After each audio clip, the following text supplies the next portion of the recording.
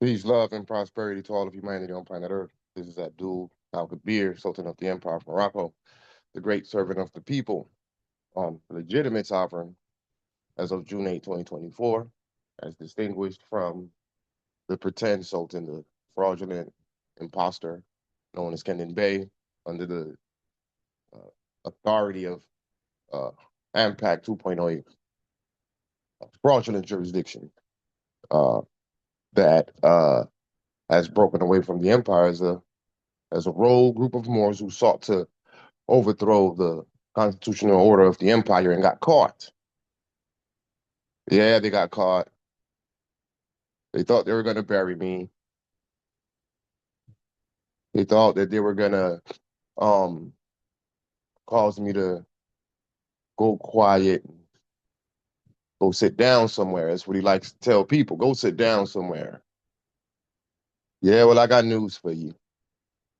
This class is called A Word to AMPAC 2.0 from Sultan Al-Kabir.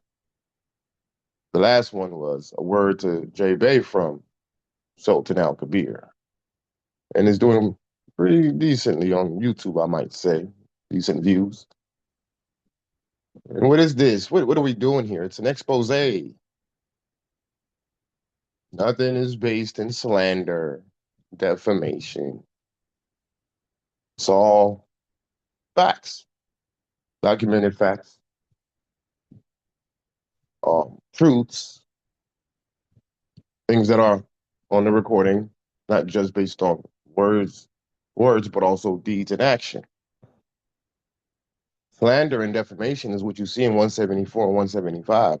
Study sessions 174 and 175 of the so-called seditious AMPAC study sessions, in which they painted a picture of me abusing my powers and seeking to overthrow the government, conduct a coup d'etat. Uh, they're proposing that, they're asserting that I, as the head of state, Sultan of the Empire, sought to overthrow my office, sought to seize power from myself. I said to myself, self, I'm going to remove you, sir. That's what they're asserting, that that I overthrew myself, or that I sought to overthrow myself. I think we've already uh, made it clear for the record what a coup d'état is.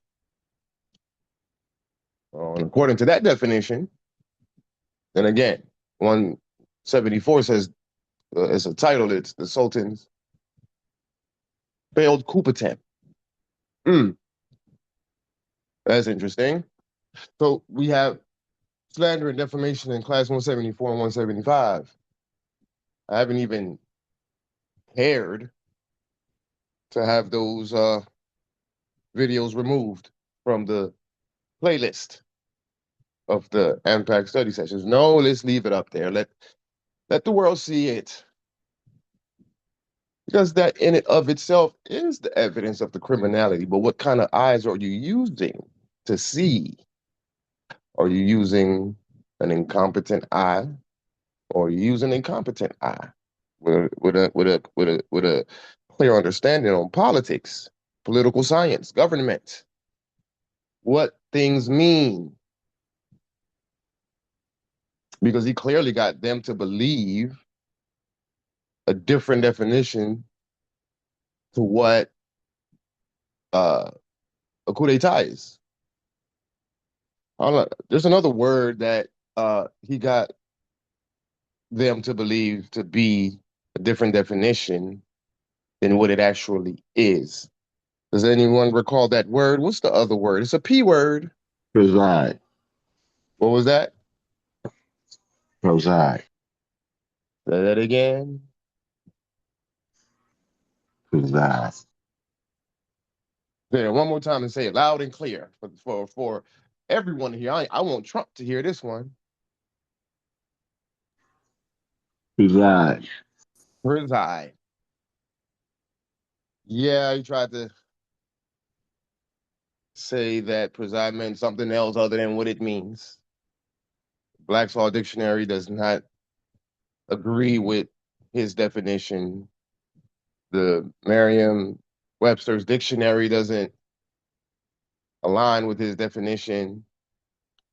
Wikipedia doesn't agree with that definition. That definition is his definition.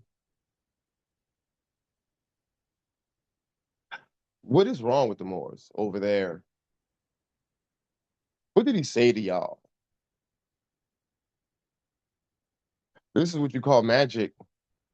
He's a magi, dark wizard, dark wizard. Toby, Jermaine Diaz Spencer, Chancellor Palpatine, the Sith Lord of the dark side that turned Anakin, the Jedi, into Darth Vader, brought him into the dark side, seduced him, weaponized his love for his wife, seduced him, and brought him into the dark side. This is what we're seeing. This is what we're seeing. He has been able to take control of the minds and the hearts and the spirit of those who voted for me, to get them to act in a seditious way against me in support of him as the Sith Lord of the dark side. So they all became stormtroopers. And on this side, you have the three wise men with their Jedis. Who are the three wise men? The AG, the Prime Minister Akil, and myself as Jedis who fought to maintain the constitutional order of the empire. And so now he has been communicating with us. He literally texted me a video of a illegal alien Haitian, or can't recall, I think that's his nationality, who somehow became the mayor of Miami, that now Trump is set to remove, or should I say, deport back to his country. So, why did he send me that recording? And why did he send a text message to Chief Judge Cicero to say that his pen is powerful and what he's getting ready to do will affect the entire empire? Did y'all hear what I said? Somebody please repeat what I just said if you heard what I said.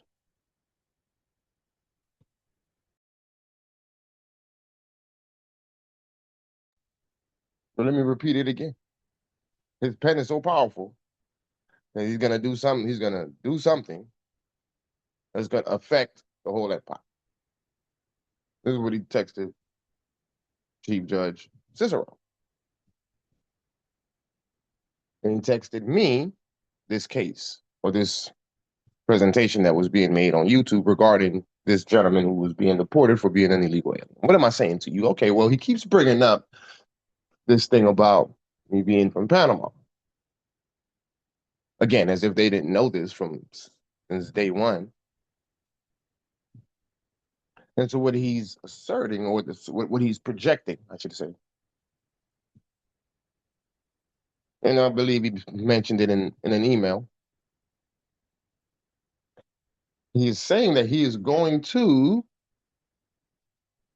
act as a U.S. citizen. Mind you, he's thought that we're choosing the entire submission, there is no going back to the old jurisdiction. There is no halfway crooks. Ain't no such thing as halfway crooks. You know, he went against his own words. So he's saying he's suggesting that he's going to become a U.S. citizen, right? Because he's proud to be an American while pretending to be a Moroccan. It reeks of a controlled opposition operation. So he's going to go back to his slave master. Toby is going back to his slave master to call ICE to have me deported. So disregard Moroccan law, disregard the Moroccan jurisdiction, disregard the empire, disregard the competent authority of the empire, and go get in bed as if he already may not, as if he's not already in bed, potentially. I don't know. That's a that is I haven't confirmed it other than his actions. But go back to the American tribunals or jurisdiction. Give them jurisdiction to call ICE. Immigrations and Customs Enforcement. That's what ICE stands for. Okay, well, two problems. Um, Number one, they have no jurisdiction over the Sultan of Morocco, or any Moroccan national for that matter, or any Moroccan affairs or disputes amongst Moroccans. It's Moroccan business for the competent authority of Morocco. That's number one. Secondarily, uh, as a so-called resident, I, I entered the jurisdiction, the American jurisdiction, on a legal basis. So if ICE come knock at my door, I'll present them the same documentation that I presented the empire, On the privilege. which is the what card? Anyone want to know? Anyone know what card it is? One second, I'll give you the point. What card or what documentation proves your legal, so-called legal residence?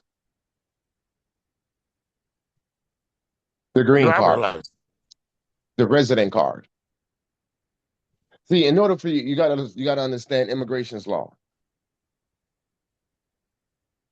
There's only two documents that's going to make you legal: a visa or a residency card. You have to go. You got to first get a visa to then get a resident card or a green card. I know everyone knows about the green card because there was always jokes back in the days about Mexicans with green cards. That's a residency card. That's the proper term. Once you've been a resident for a certain period of time, then you can apply for citizenship. You don't go from non-citizen to straight to being citizen. You have to be first at least a visa holder or a resident, legal resident. And as a legal resident, you have all the rights and privileges as an American, minus a few things. I lived that for 20 something years. I've been a green card holder for 20 something years until I became a Moroccan national and then the Sultan of Morocco. Who had a point of interest? Go ahead. I did. So don't you got a DD 214 where you served And in I, the yes, I do have a DD 214 as well. Okay. Well, what is he gonna do?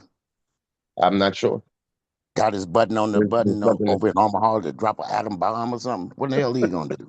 What Good luck. the So, I Uh, wouldn't be able, I can go get a job anywhere. correct. I served the U.S. military. Go ahead, AJ. You got a point of interest? Go ahead. No, I don't. It, actually, I do. Thank you, Judge Larry.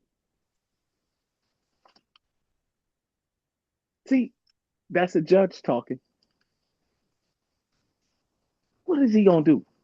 Now we're also talking about a man that spent 4 years in the, I think it was 4 years.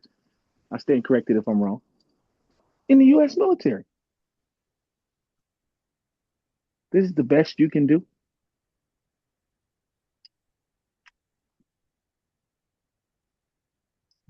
Yeah. Me and the prime will talk. Me, the prime, and the Sultan of text, because we'll talk ex parte. Because I just got new information on this seditious individual today. But we'll talk ex parte. I yield the floor. Continue, Sultan. Well, I was trying to light my incense so I can get in the zone. Okay. So I can have a conversation with AMPAC 2.0. What's up, AMPAC 2.0? My beloved nationals, I have a fiduciary duty to uphold your protections, and I take it seriously, and regardless on your incompetent ways. That doesn't take away from my obligations and responsibility when I took the oath, June 8, 2024, in which all of you handed me the scepter of power by way of democratic votes that then you thought to disregard and forsake. You have forsaken your own votes. This is incompetence, and this is why we find ourselves in 2026 as a people unable to overcome the oppression imposed on us by the foreign colonists, the same foreign colonists that your leader, Toby, Jermaine Diaz Spencer, is going to go get in bed with. But who said that he ever got out the bed? Oh, I don't know. That's worth examining and analyzing. But that's not what this class is for. This class is to show the link between the deposition of Sultan Muhammad V in 1953 by the French authorities. So let's get away from the word deportation. That's not the word, Moors. I'm the sovereign of the Empire of Morocco. It's not deportation. Panama is in Morocco. Keep in mind that even if you were to be successful, Panama has Facebook, Zoom, Wi-Fi. I can still continue the operations. One monkey ain't gonna stop no show. Islam. So, I have a tendency of talking to AI. So I asked AI, explain in detail the deposition of the Sultan by France in 1953. And let's see what AI said. Uh, let's see. The deposition of Sultan Muhammad V, Sidi Mohammed ben Yosef, on August 20th, 1953, was a watershed moment in the history of the Sharifian Empire. It represented the final drastic attempt by the French protectorate to suppress the rising tide of Moroccan nationalism by removing the spiritual and temporal head of the nation. So it represents the final drastic attempt by the United States to suppress the rising tide of Moroccan nationalism by removing me, right?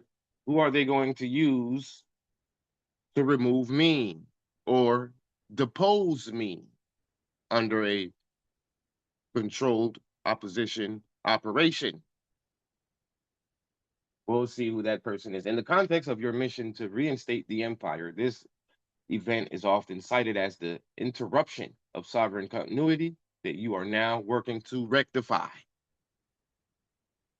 So you're going to learn a few things in this read, not just the deposition of the Sultan in 1953 and how it relates to me in 2026, but also uh, other small details regarding the establishment of our sovereignty and independence as we go through the decolonization process. So what happened to the government in 1956? There was an interruption. In the context of your mission to reinstate the empire, so that's what we're doing, right? Reinstating the empire. We've already reinstated the empire. We're now seeking full recognition of the new empire, or under the new leadership, more specifically. Okay. This event is often cited as the interruption of sovereign continuity. So it caused an interruption. The deposing of the Sultan. It started there, not just in 1956 when they created the kingdom.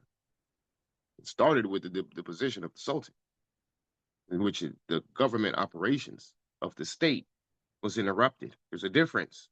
Somebody want to share the difference between the state and the government? The state and the government. What is the difference? Or is there a difference?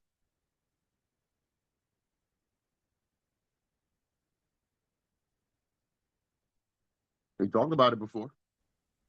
So the state is the empire, as an example. Let's use the United States.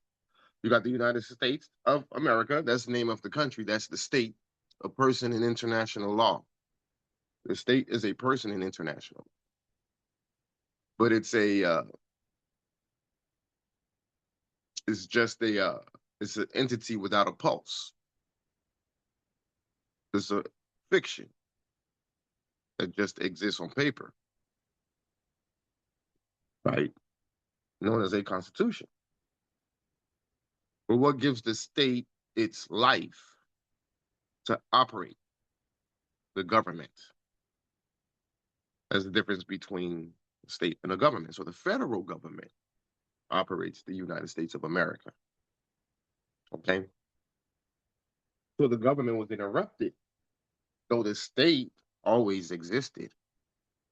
The state was always in a state, a perpetual state. The state, the Empire of Morocco, was in a perpetual state of a shallow grave, whereas there wasn't a government available to speak on behalf of the state. And that's what we reinstated June 8th, 2024, when I took the oath of office and gave my acceptance speech, of which I received standing ovation. Same thing with the public inauguration speech when I created AMPAC as the wazir of AMPAC. Isaac, you remember that? You were there. You were so proud of me. Oh, man, you're my wazir. And then a couple months later, he himself took part in a fraudulent impeachment back in 2022, like shortly after that the state was established by a seditious Sayaraha. He partook in that and had to course correct because his father, his daddy, J. Bay, told him, "Well, you violated the due process. You didn't do any investigation. You just went straight for impeachment." Yeah. And so the same Toby dropped the jewels on me. Something I learned by experience in him telling me what to do to deal with this Sayaraha, which was to do what? Draft an affidavit. I did exactly that, and she went away. Did not respond. She just went away and took a few people with her that she brought into the state. Well, that sounds like deja vu to me. Because you fast forward to 2025, the same the same Jay and Isaac attempted it again. And what did they think, that I forgot that lesson? Battle tested, ain't no damn fool. So what did I do? Issued an affidavit. No counter affidavit. Disregarded the investigation, slithered past the investigation, and moved straight into a fraudulent fake impeachment, absent of any investigation. The same thing he course corrected Isaac about a couple of years previous to that. See, a lot of the Moors haven't been knee deep in this movement to know what really is what and who is who. That's his problem with me. I'm too involved. I'm not knee deep. I'm neck deep in this movement. I know everyone. I know all the stories. I know all the secrets. I know all the playbook. I know his playbook. So it was easy to deal with him. People may be impressed, but it was elementary. J. Bay, nothing. Well, so then now we fast forward to now. I'm going to deport you. I'm going to call ICE on you. This is what his plan is, because he is He's saying that he wants peace. But what peace does he want? He wants peace, meaning that he wants me to stop slandering and smearing him on YouTube and social media. Well, you're fork tonguing, brother, to gain the sympathy of your minions. In other words, you're playing the victim role. You're a victim now. Well, cry me a river, an ocean, a lake, and a creek. You cry, beg for a peace treaty. I'm all for it, but you don't get to determine, you don't get to give the conditions under which we shall go into a peace treaty. So you're not going to say, stop exposing you, because that's what's going on. It's not slander. It's not defamation. It's exposure. It's the truth. These are the facts. We're getting ready to read over your own words, sir. So that's not slander. That's not defamation. Kendon is a 20-year career drug dealer with also a manslaughter. That's not slander. That's not defamation. That's on U.S. records. We have an ankle monitor as part of the evidence. So again, this is not slander. This isn't defamation. These are facts. These are truths. This is who you are. All of you, from Dimty, almost all the Dimty people are absolute criminals, long careers, and so are you, Jay.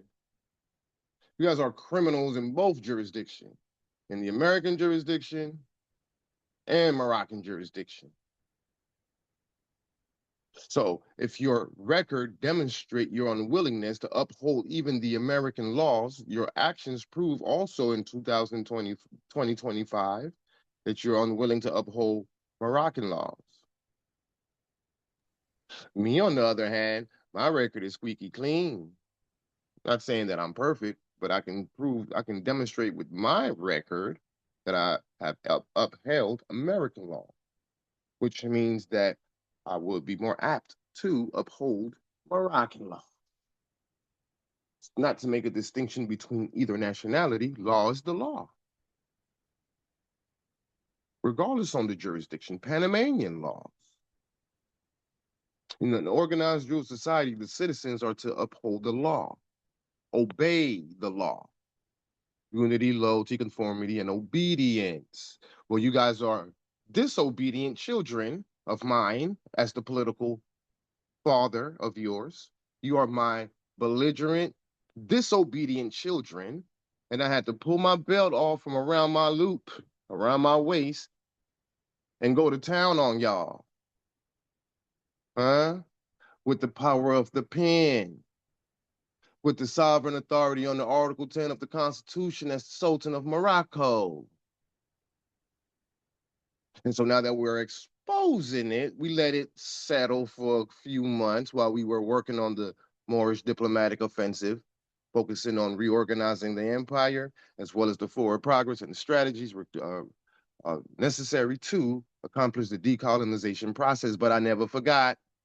Let the dust settle. Let the murky, dirty water, muddy water that you created, let all of it settle down to the bottom of the creek, so that now we can see the alkaline water clear, so we can see clear through. And that's why we double back on you, sir. Let's talk about this again, because October 1st, 2025 is Groundhog Day for you. Every day is October 1st, 2025, sir. So if you want peace, this is the condition. Stand before the empire and be accountable for your criminality of which you got caught. Stand before the empire and say, my apologies, I did slither past the investigation. I didn't think that he would catch me. I thought that I would bury him because I thought that I had acquired all the soldiers, the toy soldiers that I needed to make sure for you to be buried. But I didn't consider that one of the wise men, Akil, the vice prime minister, and one of the other wise men, Kanye Shobe,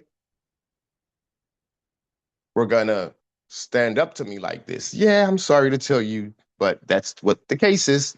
I am not Dawood. And no disrespect to that good brother.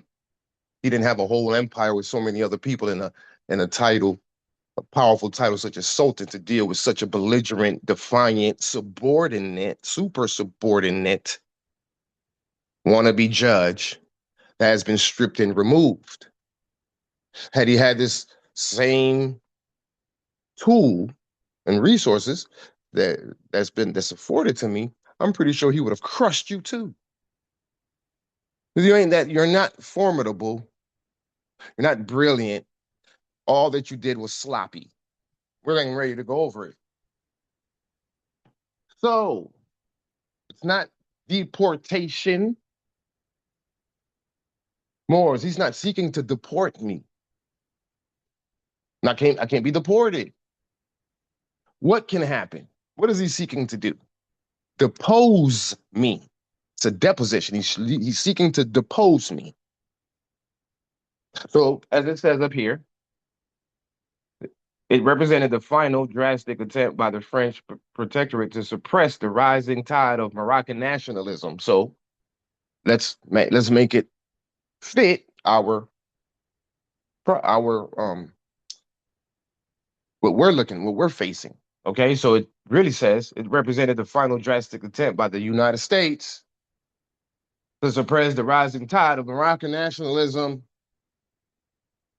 So in comes Toby Stevens, Jermaine Diaz Spencer, years ago now, because AMPAC 1.0, the original AMPAC, is not the first disruption. It goes back to Zechariah and Akira. But I'm not very versed in that story, so I tend to leave it alone. I was there and very well involved with what happened to Wazir Daoud. So I'll stick to that, what I know. So really, this is a third attempt. So I'll just stick with two because it's what I know. But it's three of them, Moors. It's three of them. Why is he always involved in some foolish shenanigans with the Moors? I don't know, but in comes J-Bay. As who? He represents Mr. Tami El Klawi. Who is that? Okay, let's keep reading. The pretext, the Berber Rebellion, the French residency, led by Resident General Augustin Guillaume, orchestrated a domestic crisis to justify removing the Sultan. So they orchestrated, right? Not even they, he orchestrated a story. He sold a story to represent high crimes so that he can use high crimes so that he can pierce the Constitution. Because there's only three things that can have me removed. Treason, you can't prove that, but I can prove it with you, sir. Your actions are showing that. Bribery, can't prove that. And high crimes. Well, high crimes is vague. Almost anything can be a high crime. So what did he use as a means to justify high crimes? Abuse of power. Remove the prime minister. Okay. So that was an orchestration on his behalf. Who was the puppet master? Dami El Glawi. I don't know how to pronounce it. Glawi. L. He's an L. Your own people. The Moors went against the Moors on behalf of the French government. Your own people. We've seen it. That's what we're seeing in these varying stages of decolonization. So the puppet master, France, utilized, the United States utilized J-Bay. The Pasha of Marrakesh, who was a powerful ally of the colonial administration. The petition. In early 1953, El Galawi and 270 pro-French pashas and Cades, tax collectors and local leaders, signed the petition demanding the Sultan's abdication. Mm. Mm. So the House and the government came together between the 2nd and the 3rd of October to vote no confidence to have me impeached. Uh-huh. Uh-huh. Sounds like the same playbook, the exact same playbook. The leaders, 270 pashas, right? So we had the government in the House, wazirs and sayyarahs.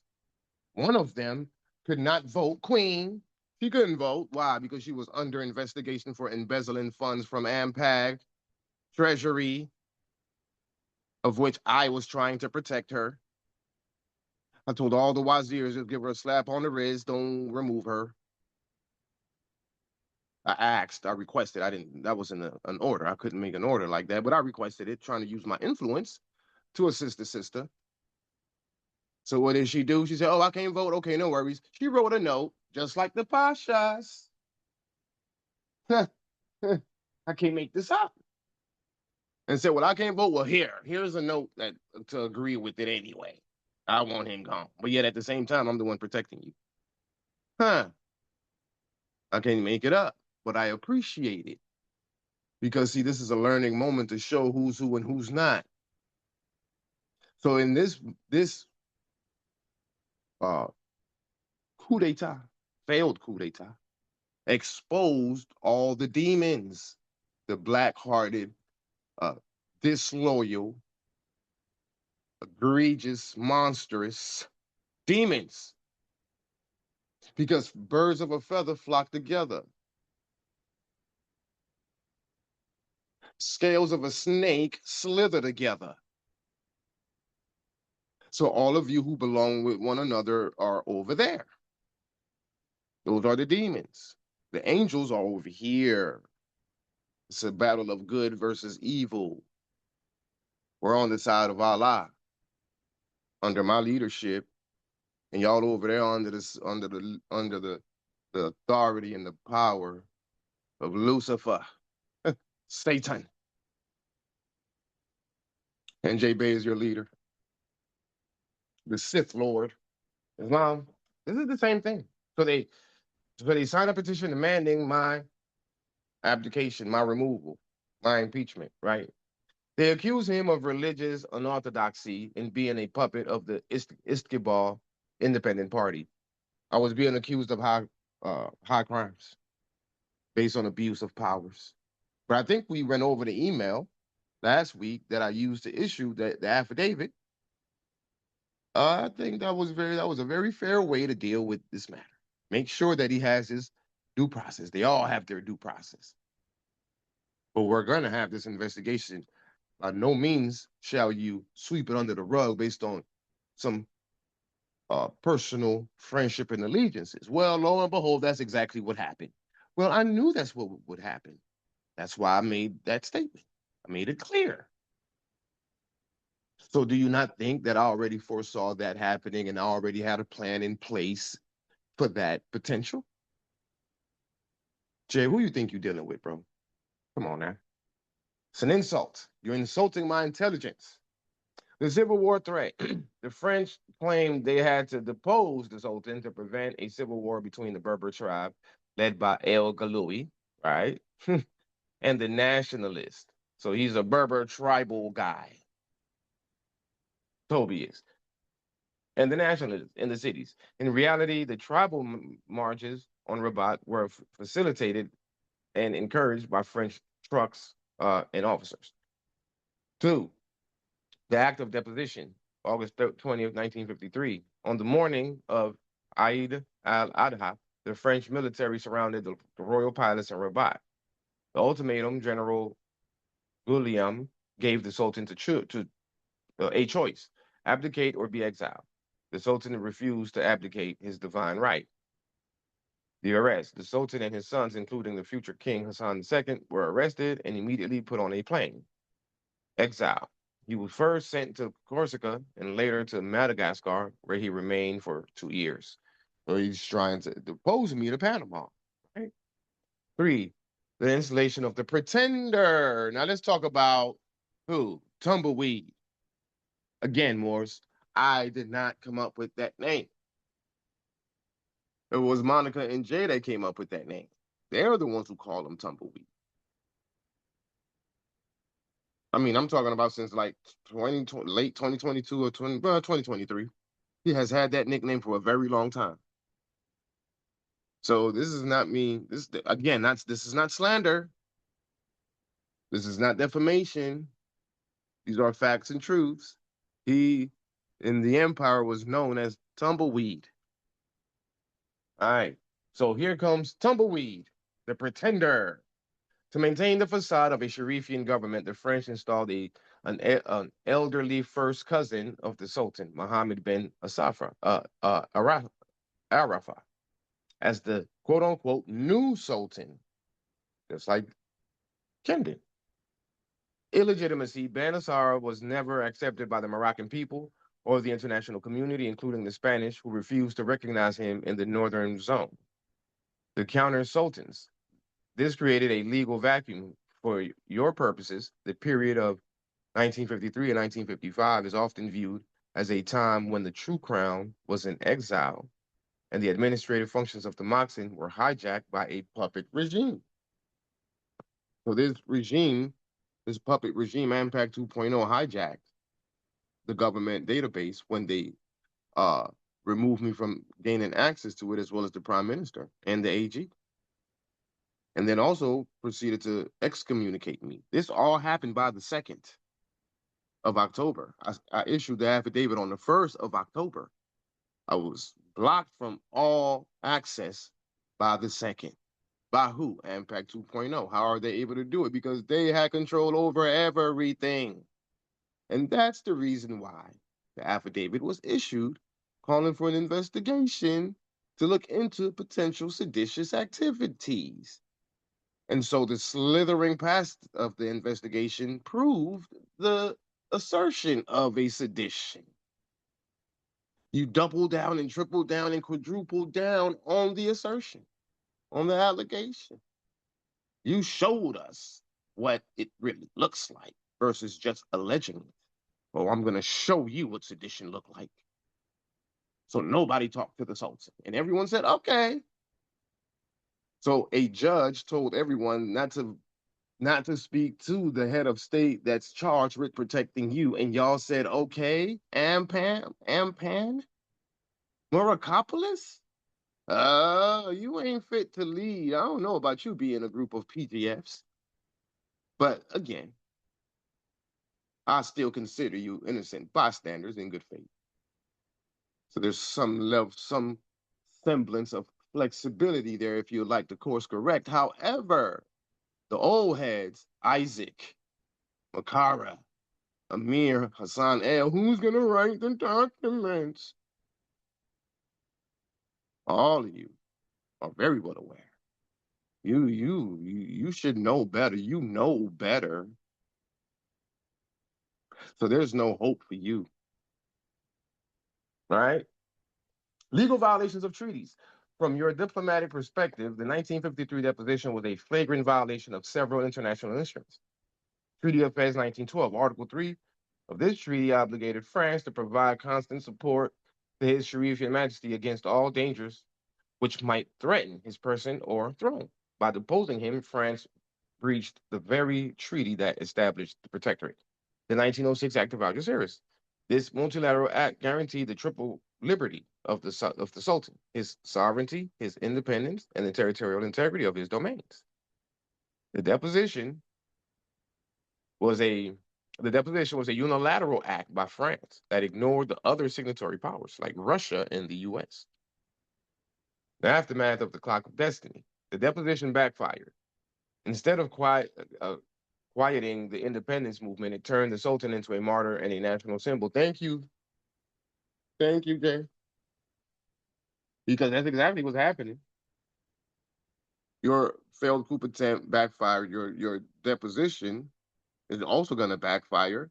And as I continue to successfully deal with you in victory, it just increases my credibility and status far over above yours, whereas you are losing credibility. 185 AMPAC study sessions later is when you're going to sit there and say that I'm going to go to the United States Tribunal on you. I'm going to bring a charge against you for defamation and slander on social media. Unless you stop. So if you stop, I'm not going to do it. But if you keep going with your expose, I'm going to go to the United States tribunals and I'm going to tell on you. Good luck with that, Toby. Go ahead, run to your slave master. Makes no difference. I care not what you do, sir. Only care about one thing. Groundhog Day. What's Groundhog Day? October 1st, 2025. Every day is October 1st, 2025, Jay. Chief. That's what they call you over there, ain't it? So let's go. So the resistance act of terrorism and sabotage against the French increased. The Army of Liberation was formed.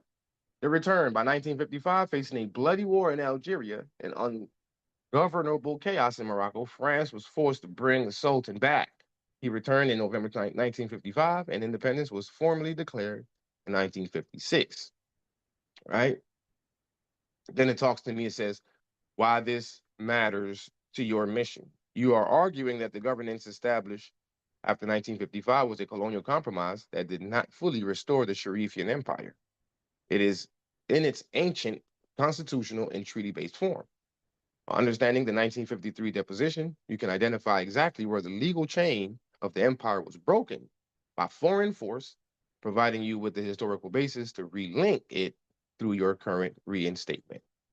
So that's AI talking to me, giving me some pointers regarding the history of the empire. Okay. So let's go to your document, sir. Huh? Rashid, are you there, good brother? Yes, sir. This is not slander. This is not defamation. These are his words. Shall we review these words? Start with the date. Well, before that, no, let's go up here. Start with from who to who. Who's talking to who? All right. J. Bay, Chief Judge, Mm-hmm. Mm-hmm. and Isaac Bay, Second Judge, Supreme Court, Uh-huh. Go ahead, brother. Date. regarding No, start with the date. October 4, 2025. Read it again. October 4, 2025. One more time, please. October 4, 2025. One time for your mind, one time. October 4, 2025. Gratitude. Go ahead, brother. I need to really drive this point home because the affidavit was issued October 1st. This is October 4th. That's 3 days. Let's look at the dates. Jay Bay, are you paying attention, sir? Stick with me here now. Don't fall asleep in the class. Stand up, sit up straight, please. Thank you very much. Go ahead, Brother Rashid. Regarding notice of recusal from the chair of the High Court. Greetings, Justice Isaac Bay and Speaker Makara L. I'm writing this official letter to acknowledge that on October 2nd and 3rd of 2025, Wazir Council and the Sayaraha Council passed a vote of no confidence regarding the Sultan Abdul Smith Al-Kabir. Pause. Could you repeat those dates? Mind you that this document is on the 4th, right? My affidavit was issued. Let's go back to the affidavit. I mean, they are Speedy Gonzalez. Slow down, Tito. Damn. Go ahead. So October 2nd and October 3rd, they voted the council and the Wazir Council and the Sarab Council passed a vote of no confidence already. Go ahead, brother. Keep reading. These are his words. Keep reading. The executive and legislative branch have both voted to enact due process procedures under Article 81 of the Constitution. I affirm that Article 81, Clause 2 expresses the High Court shall be presided over by the Chief Judge of the Supreme Court. It shall give its ruling as to the removal from the office of the Sultan by the House public ballot within 1 month. Its decision shall have immediate effect. The Constitution recognizes jurisdiction and venue pursuant to Chapter 10, the High Court of the House. The Constitution calls for the office of the Chief Judge to preside over the High Court. Subsequently, the Sultan has conducted a scheme to spread false narratives about my impartiality in relations to the government. Pause right there for a second. So, first of all, which definition for preside are we going with, Jay? Huh? Your fork tongue definition? Let's put it in pink. Or the actual definition? Because I'm confused. You got your definition and then you got the real definition. So which definition are you exercising when you speak on preside over the high court? Furthermore, I have conducted a scheme and I spread false narratives. Subsequently, the Sultan has conducted a scheme or spread false narratives about my impartiality in relations to the government. Question for the floor. He's referring to this. Is this a scheme? Is this, what do you say? False narrative. Is this a scheme and a false narrative, an affidavit? No. Anyone else want to answer that? What would it be from a legal standpoint? What should he actually be saying here? See, this is him fork-tonguing. I didn't conduct a scheme or false narrative. I issued an affidavit, sir. When it So ventures what? that Go ahead. that be litigation, or excuse me, mediation, that fall under mediation. Yeah, but what am I doing when I wrote that affidavit? When I'm accusing him or making these assertions of seditious activity, what would that be considered pending an investigation? Starts with an A. Process. No, Affidavit. no, I'm making an assertion. Assertion. He said I'm making an assertion, but what is the legal word? If you go to jail and you're innocent until proven guilty, the charges that come against you are at that point Allegations. allegations. So what he should say, the Sultan has some allegations in an affidavit. not conducted a scheme or spread false narrative. Morris, you got to pay attention to the fork tonguing. Do y'all see this? Do y'all see it? I'm asking the floor. Do y'all see the fork tonguing? These are Yes, sir. these are allegations that I've made. So now it is up to the competent authority of the empire to conduct an investigation. I said it right here. Immediately commence a formal and exhaustive investigation into these allegations. These are just merely allegations. Not a scheme.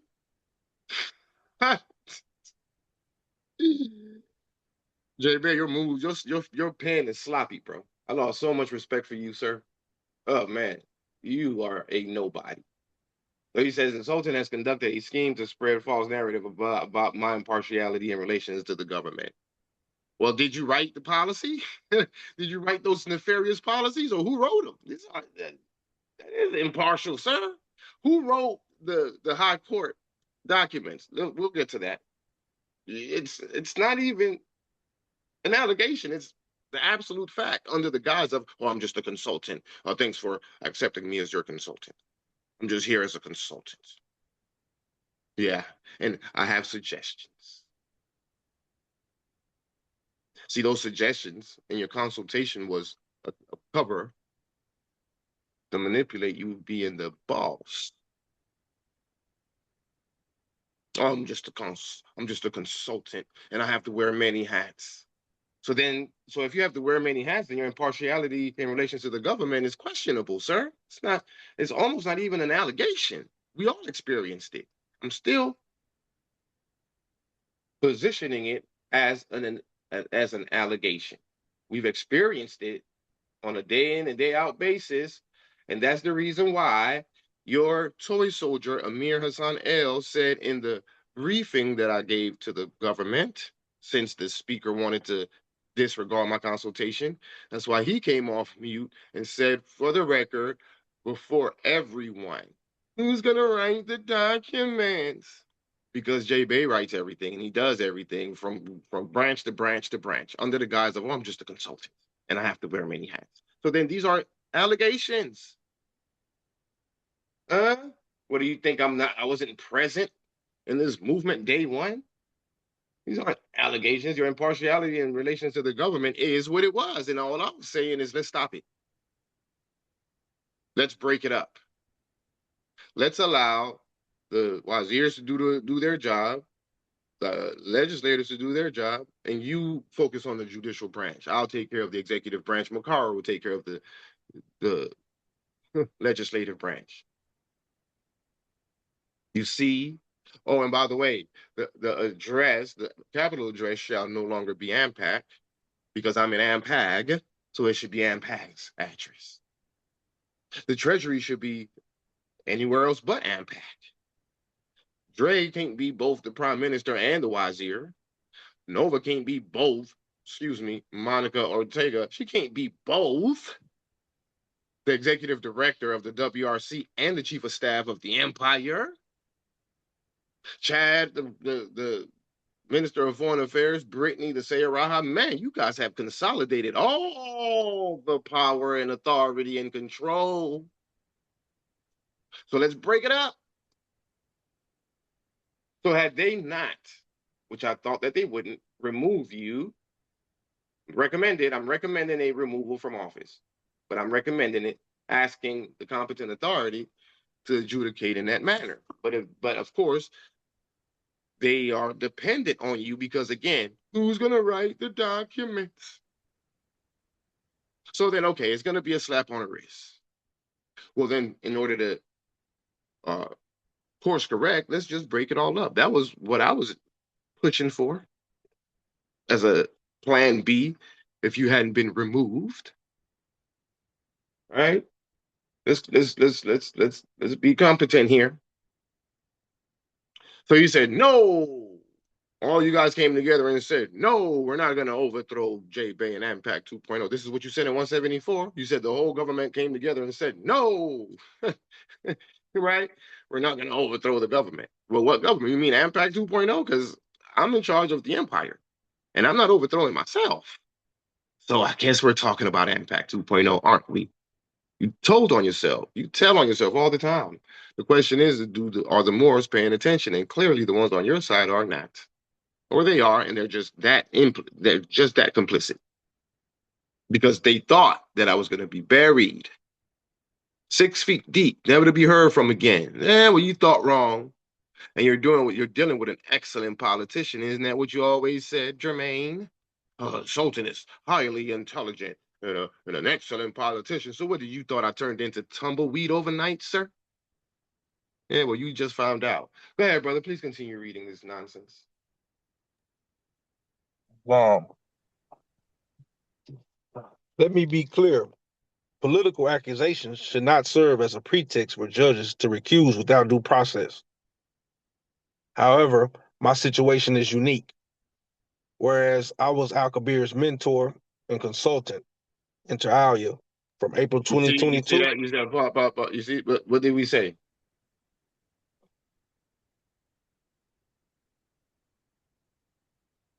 Read that word. Consultant.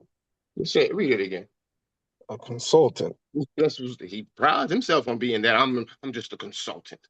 What he would say to everyone. He was everyone's consultant, not just my consultant. He was the so-called consultant of the empire. And these are not political accusations. This is me shining a spotlight on the fact and truth of the things that you were doing, but I positioned it as an allegation because we need to have an investigation to do what? To be in line with what? What does the investigation fall in line with regarding the right of the accused? Due process. Process, yeah. So that's not abuse of power, is it? No. Continue, brother. From April 2022 until September 2025, public discourse between Al-Kabir and I have caused my unilaterally recusal. I spoke with the Speaker of the House, and she agrees. Wherefore, the Speaker awaits my recusal letter in good faith due to conflicts of interest with the defendant. Therefore, let it be known by my own will and desire that I, Chief Judge J. Jermaine Bey, hereby recuse myself from presiding over the case of Al-Kabir. I hereby recognize the second judge of the Supreme Court, known as Justice Isaac Bey, to assume the role of Chief Judge, whereas Justice Isaac Bey shall take my place as the temporary Chief Justice of the High Court. The sole purpose is to ensure that the High Court may pursue justice equitably between the plaintiff and defendant. Impartiality of the High Court is paramount during any case in which the House members are pleading for the removal of the Sultan. See, this is, you see that language is how he dresses up things. You know, it's truth and falsehood strangely mixed. You know, he spreads a honey over what? Lemons, right? Grapefruit, anything with a bitter taste. He spreads honey over it. So the bitter taste is all the flagrant and egregious fork tonguing, right? Such as, what did he say up here? Conducted a scheme. So I conducted a scheme and false narratives to then say nice things, such as the sole purpose is to ensure that the High Court may pursue justice equitably between the plaintiff and the defendant, while he himself is conducting a scheme that lacks equity and justice.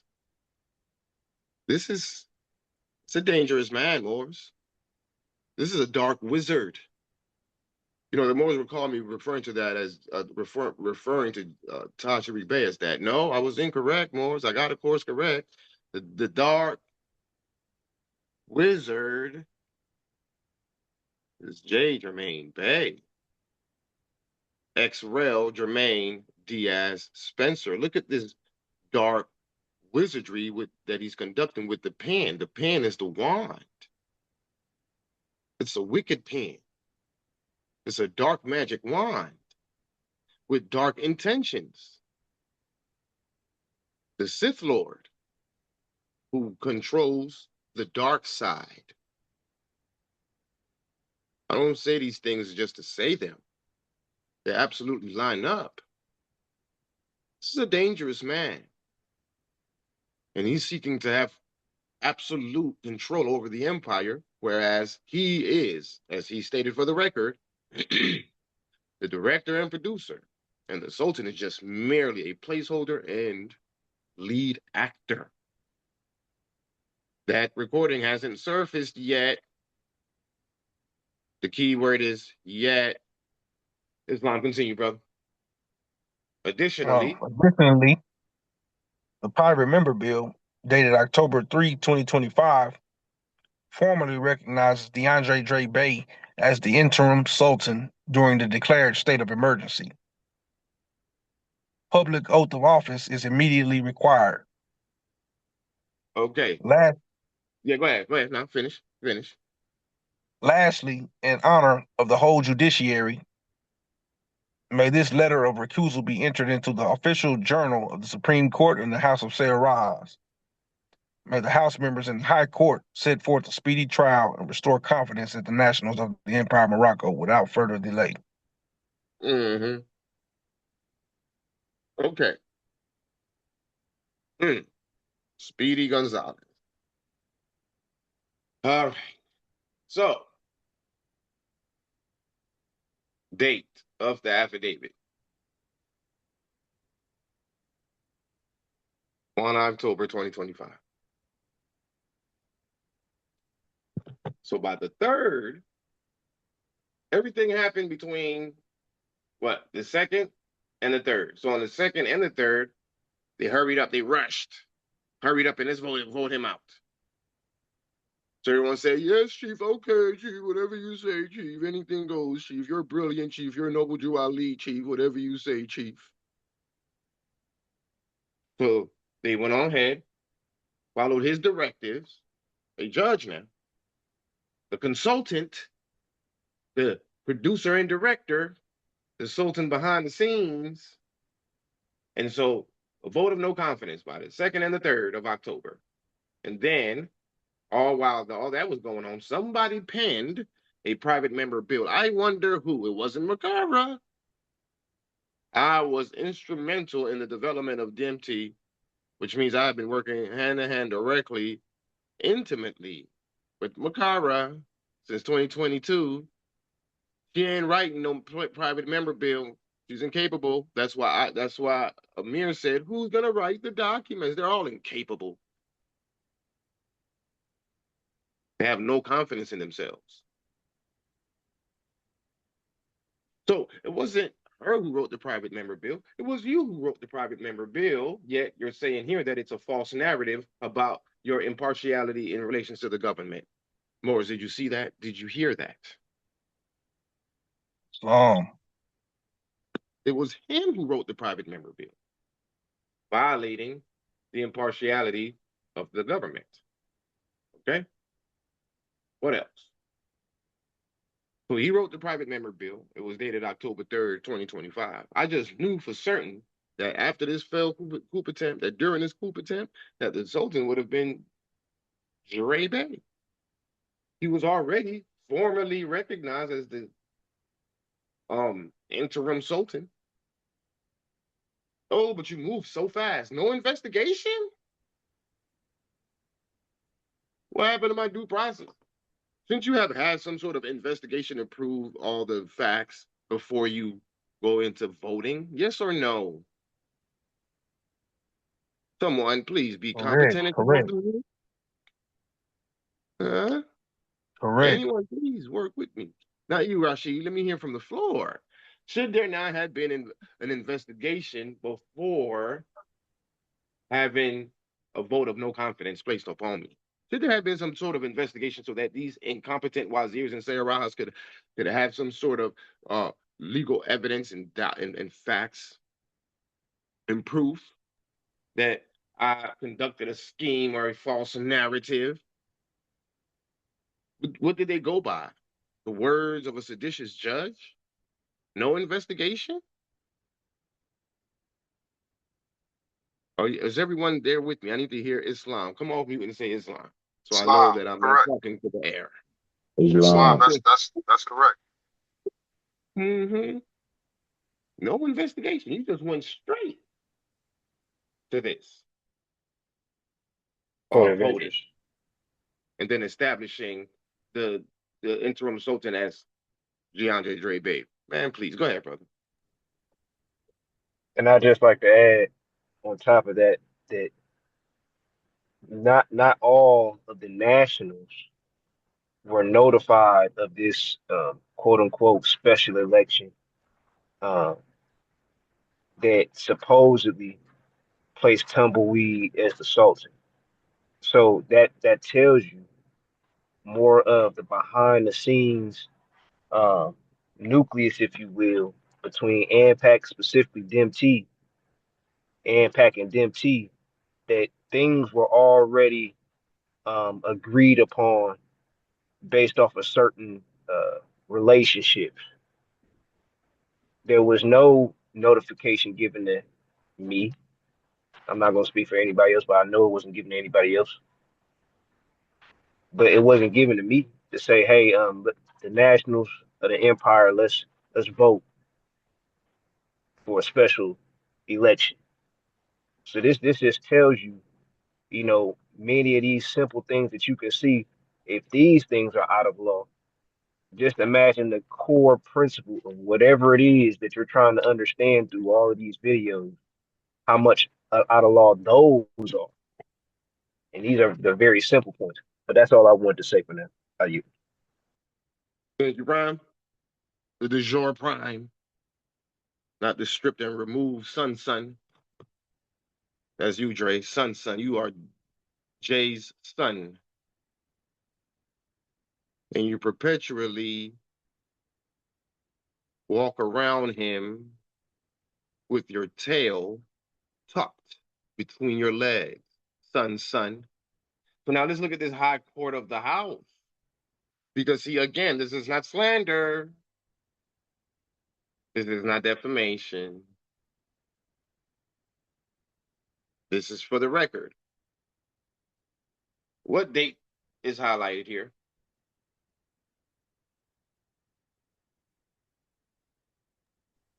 October 5, 2025. Mm-hmm. House of Sarah's vote of no confidence against Sultan Al-Kabir. Remember, it happened by the 3rd, so by the 5th, they already had court. So I'll submit the affidavit on the 1st, the 2nd, and the 3rd. They voted and passed a private member bill, right, for Sun to be the interim Sultan. And then didn't even, I mean, even if it was all legal, it's your duty, sir, to see you're the successor to the office, good brother. Ain't no, I don't want to do it. That's a dereliction of your duty. These are the people that supposed to be leading this decolonization process. It's absolutely clear and understood now why so many more is left. But I couldn't leave. I needed to get all the knowledge. I needed to soak up everything. Because I knew that there was a time in the future that we're going to meet at the crossroads. And I needed to be prepared to lead us the rest of the way. So thank you very much, Mr. Consultant and Mentor. Islam, so the High Court of the House, October 5th, 2025. House of Sarah's vote of no confidence against the Sultan of Al-Kabir for high crimes. Y'all see that, right? Okay. Let's read part 1. Who are the parties? To the registrar. Part 1, the parties. 1. On October 4, 2025, I, Makara L., Speaker of the House, submit this application on behalf of the Sarah Council, X-Rail Empire Morocco, herein the plaintiff. On whose uh, on whose consultative request? Because he's a consultant. Jermaine Diaz Spencer. He said, Makara, you need to issue an application. And she said, okay, I don't really want to do it because this isn't right, but okay, Chief, because after all, who's going to write the documents? This is all based on dependency. He made them all dependent upon them, so it was pissing him off royally when I kept saying to everyone, we don't need JPay. This is what's in the Wazir Council recording that he shared, that Dre shared with him, violating the separation of powers, because he took a Wazir Council recording and shared it with a chief judge, who then turns around and shares it with 2, 3 of the 5 judges. Why didn't you give it to all 5? Why didn't Akil Bey from AMPAC and Cyrus from New Mecca get the recording? Oh, because they don't represent your nucleus of Moors that you feel have your back, your friends, your personal allegiance buddies. So you sent it to Dominique, Isaac, and Cicero. And Cicero is who blew the whistle on you, sir.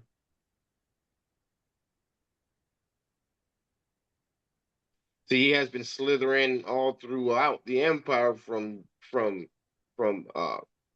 branch to branch, making friends, plotting a seditious scheme against yours truly. And you fell flat on your face, good brother, bad brother. All right. What number 2 say? This dispute is against who?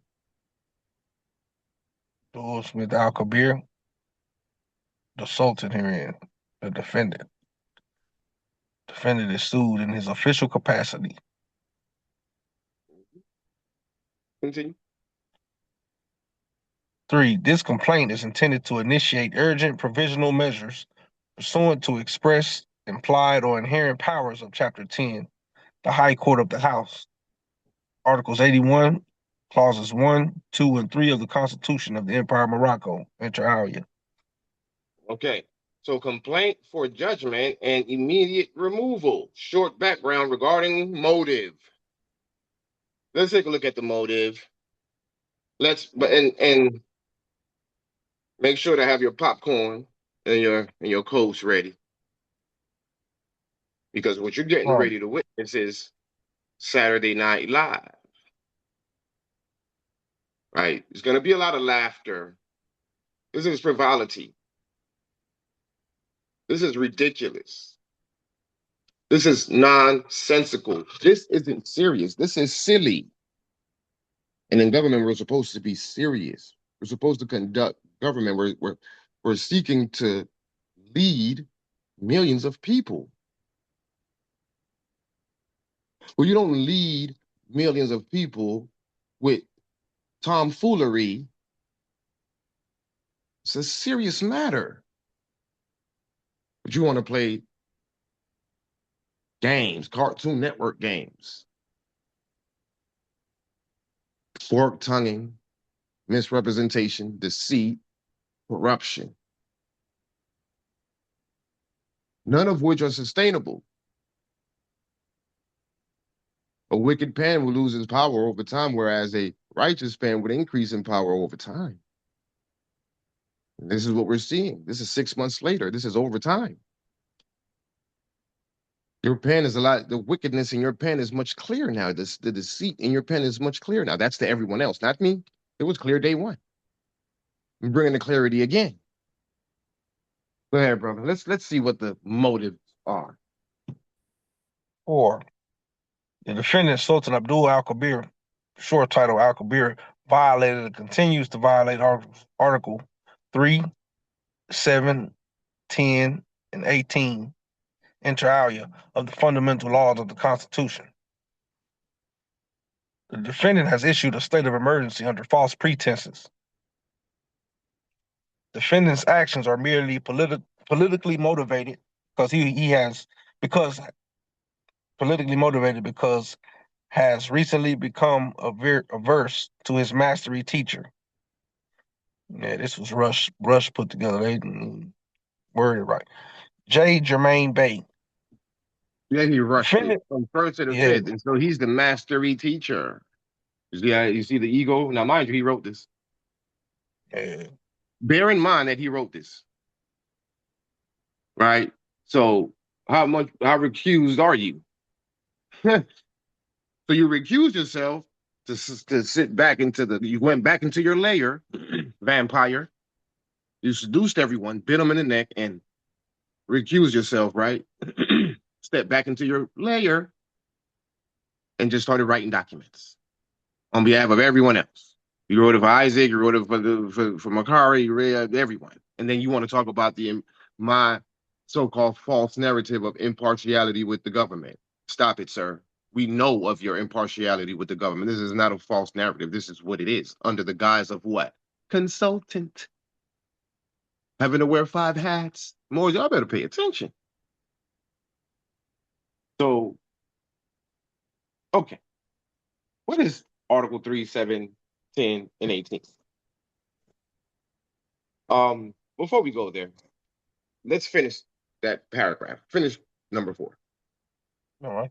Defendant wants to be admired and looked up to in an identical way as the majority of the people look up to J. Bay. Even as recently as October 1, 2025, the Al-Kabir stated during a small council meeting that he considers J-Bay as similar to Noble Drew Ali. As a matter of fact, Al-Kabir stated that others feel the same way about J-Bay. Pause right there. Okay. That uh council meeting, that was this brother is a dangerous human being, a compulsive liar who cannot be trusted, and I would hope that he would share that recording. But that is not what Abdul Al-Kabir said. Clarity on the story was he was complaining that everyone wants to take what I have and get rid of me. No one wants to work with me. He was crying about that. I said, brother, that's not true, because even the Moors consider you as Noble Drew Ali. So what are you talking about? Because he said, I want to get my credit for what I've done. I'm like, bro, this is not about you, Mr. Egotistical. I want to get credit for all the work that I've done. Bro, they give you credit. Everyone call you Noble Drew Ali. That's what I said. I didn't say that he reminds me of Noble Drew Ali. Now, I have said that way in the past, not based on character, because I don't know Noble Drew Ali's character. So this is not based on character. It's only because what he presented was what the Moors would agree to be the second half that wasn't told by Noble Drew Ali. So the Noble Drew Ali brought the first half, this decolonization through the international law and Moroccan law, the treaties and the charter would represent the second half. That's the reason, sir. But I never said in that meeting that I consider you Noble Drew Ali. Let's make this clear. And please share the recording because it's on the record. I bet you won't do that, though, because you said a lot of damaging things in that recording as well, sir. I like it when you talk. Tell on yourself. So, last I recall, on June 8, 2024, can I ask the floor, who was the spotlight on? October 8, 2024. Who was the spotlight on?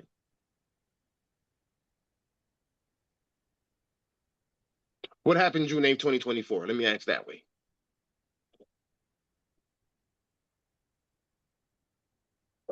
The inauguration. Okay, so then who was the spotlight on during that inauguration? Should have been on you. It's not should, good brother. It was all on me. All on you, yeah. So the spotlight was I'm in the spotlight. Mm-hmm. I'm the Sultan. I'm His Majesty the Sultan, not a subordinate judge. Even if I wasn't the Sultan, I wouldn't want to be a judge. I would have to be in the capacity of a politician. I'm a politician, not a judge. So I would have to be a minister of foreign affairs if I'm going to be happy in a position. Secretary of State, an ambassador. So I don't want nothing to do with the judicial branch. It's boring.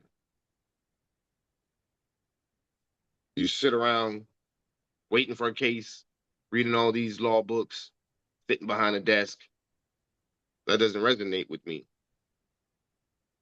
I'm a people's person. I would rather be shaking hands and kissing babies, giving speeches and motivational speeches and things of that nature. Working with the people hand in hand, food drives, handing out book bags, things of that nature. That's my spirit, not that of a judge. So there's nothing to be jealous about. Furthermore, I taught classes. A whole year teaching AMPAC media classes. During that moment, all the attention was on me because I had an open discussion class. So if they had a question regarding the AMPAC closed session classes, they would come to my class and I would answer the questions for them. Through that platform is how we were able to bring in as many people as we did. I'm the one who brought in all the Moors. I'm the one who was directly involved with all the Moors. I'm the one who was directly involved with Makara establishing Dimti with Coleman L, the original, the first Wazir. Ampany, Serum, Ampam, Ante, Arkansas, Tamaria, I think is what they call themselves, Tiamoria, New Andalusia, Ante, Florida. It's me who the Moors are connected to. It's my phone number that's out there in the in the comment section for the public inauguration of AMPAG Moxon of May 29, 2022. My phone number was placed. I placed my phone number in the comment section. This is how we came. This is how we found Edward Lightfoot L, who flip flopped. It's a lot of flip floppers. No one should wear regular shoes. All of you should be wearing flip flops. The ones with the thongs between your big toe and your middle toe. Those types. Flip flops. Bunch of flip floppers. This is where Edward. This is how you came across Edward. Edward called me. Same with Watley Bay. Everybody almost. I was directly linked to the people. Always happened, always will be. I was always superior to you, sir. Wazir is above a judge. Chairman was above you as the judge of the WRC. Sultan, still above you, sir. What's there to be envious of, Jay? But see, when you point one finger, there's three pointing back at you, isn't it? Because you told everyone, I could have been the Sultan easily. I could have been the Sultan. In your recording, huh? I wrote the Constitution. I did this. I did that. You recall that? The recording hasn't surfaced yet. It will in due time, so they can hear you speak. That wouldn't be slander or defamation. Those are your words. So who really is envious? Furthermore, what does that have to do with the violation of the Constitution? Well, let's look at Article 3, 7, 10, and 18. Now that I've made this whole envious thing clear, Articles 3. So all of Article 3, national sovereignty shall vest in the people who shall exercise it through their representatives and referendums of the state. Oh, that's that veto thing he was flipping, huh? Where he said that the people got more veto power than the Sultan.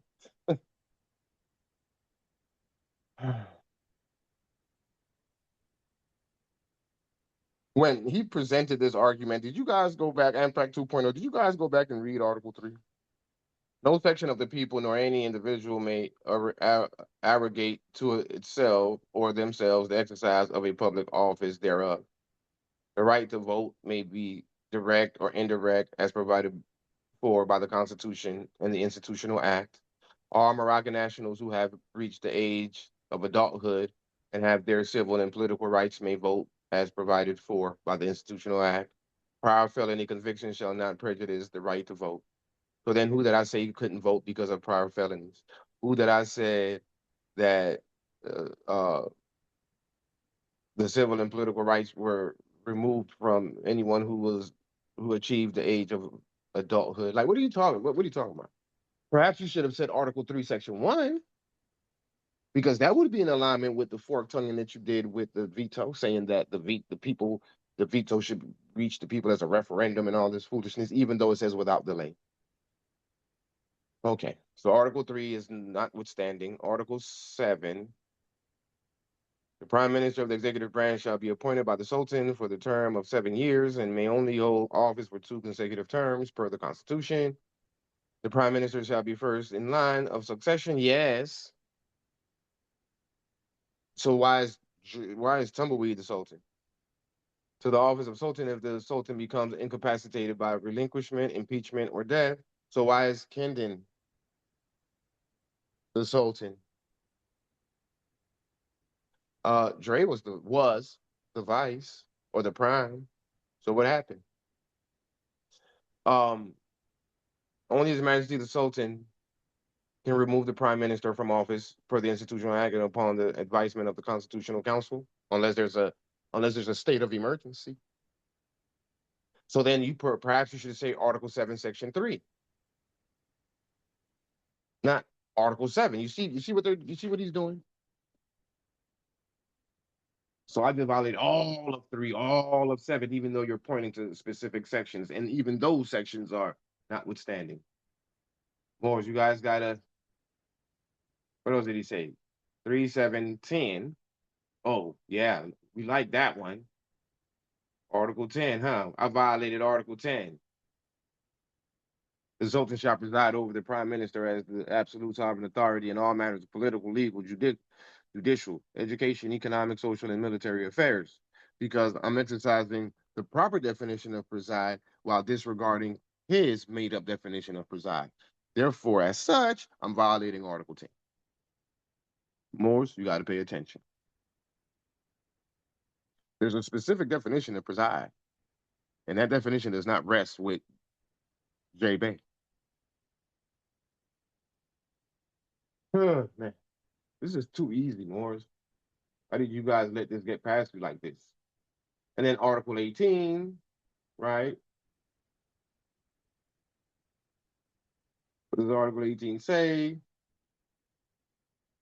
The state of emergency article, where the institution of the government, the independence of the empire, the integrity of its territory, or the fulfillment of its international commitments are under serious and immediate threat, and where the proper functioning of the constitutional public authorities is interrupted, such as like when you removed me from having access to the government database, impeding my ability to contact my own nationals that I'm supposed to be protecting, right? His Sharifi Majesty shall take measures required by these circumstances after formally consulting the Prime Minister, the Speaker of the House, and the Constitutional Council. So we don't have a Constitutional Council. What we have is the judges, and the Prime Minister was complicit, so he was under investigation and suspension. The Speaker did not answer her phone, so instead I had to do what? What did I do in the absence of being able to consult with the Speaker? What did I do as the next best option, more? So you guys recall? Talk to me now.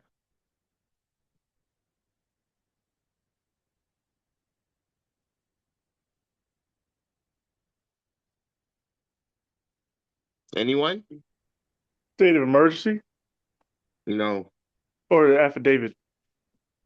no. Instead of uh, allowing Makara to sabotage the consultation, turned around and conducted a government briefing. More, I've said this 1,000 times. So instead of just consulting her, I consulted the entire government. Are we clear? Law. Are we clear? Islam. Yes. Don't ever forget that. For the record, I was on the second or so. But who caused the state of emergency? Who has the authority to call for a state of emergency? You do. It's your Reefing Majesty, not the Speaker, and certainly not no J. Basom subordinate, defiant, removed, and stripped judge. So this is what he's saying for Article 18. He's speaking on this, not necessarily the rest of it, but he's really saying Article 18.1, Article 3.1, but he's conflating the entire article. Or the entire article for each article, the entire sections on each article. And he says what? 3, 7, 10, and 18. How about 3.1? 7, 2, 18.1. And 10, stop it, Jay. This is Cartoon Network. Okay, go ahead, brother, number 5.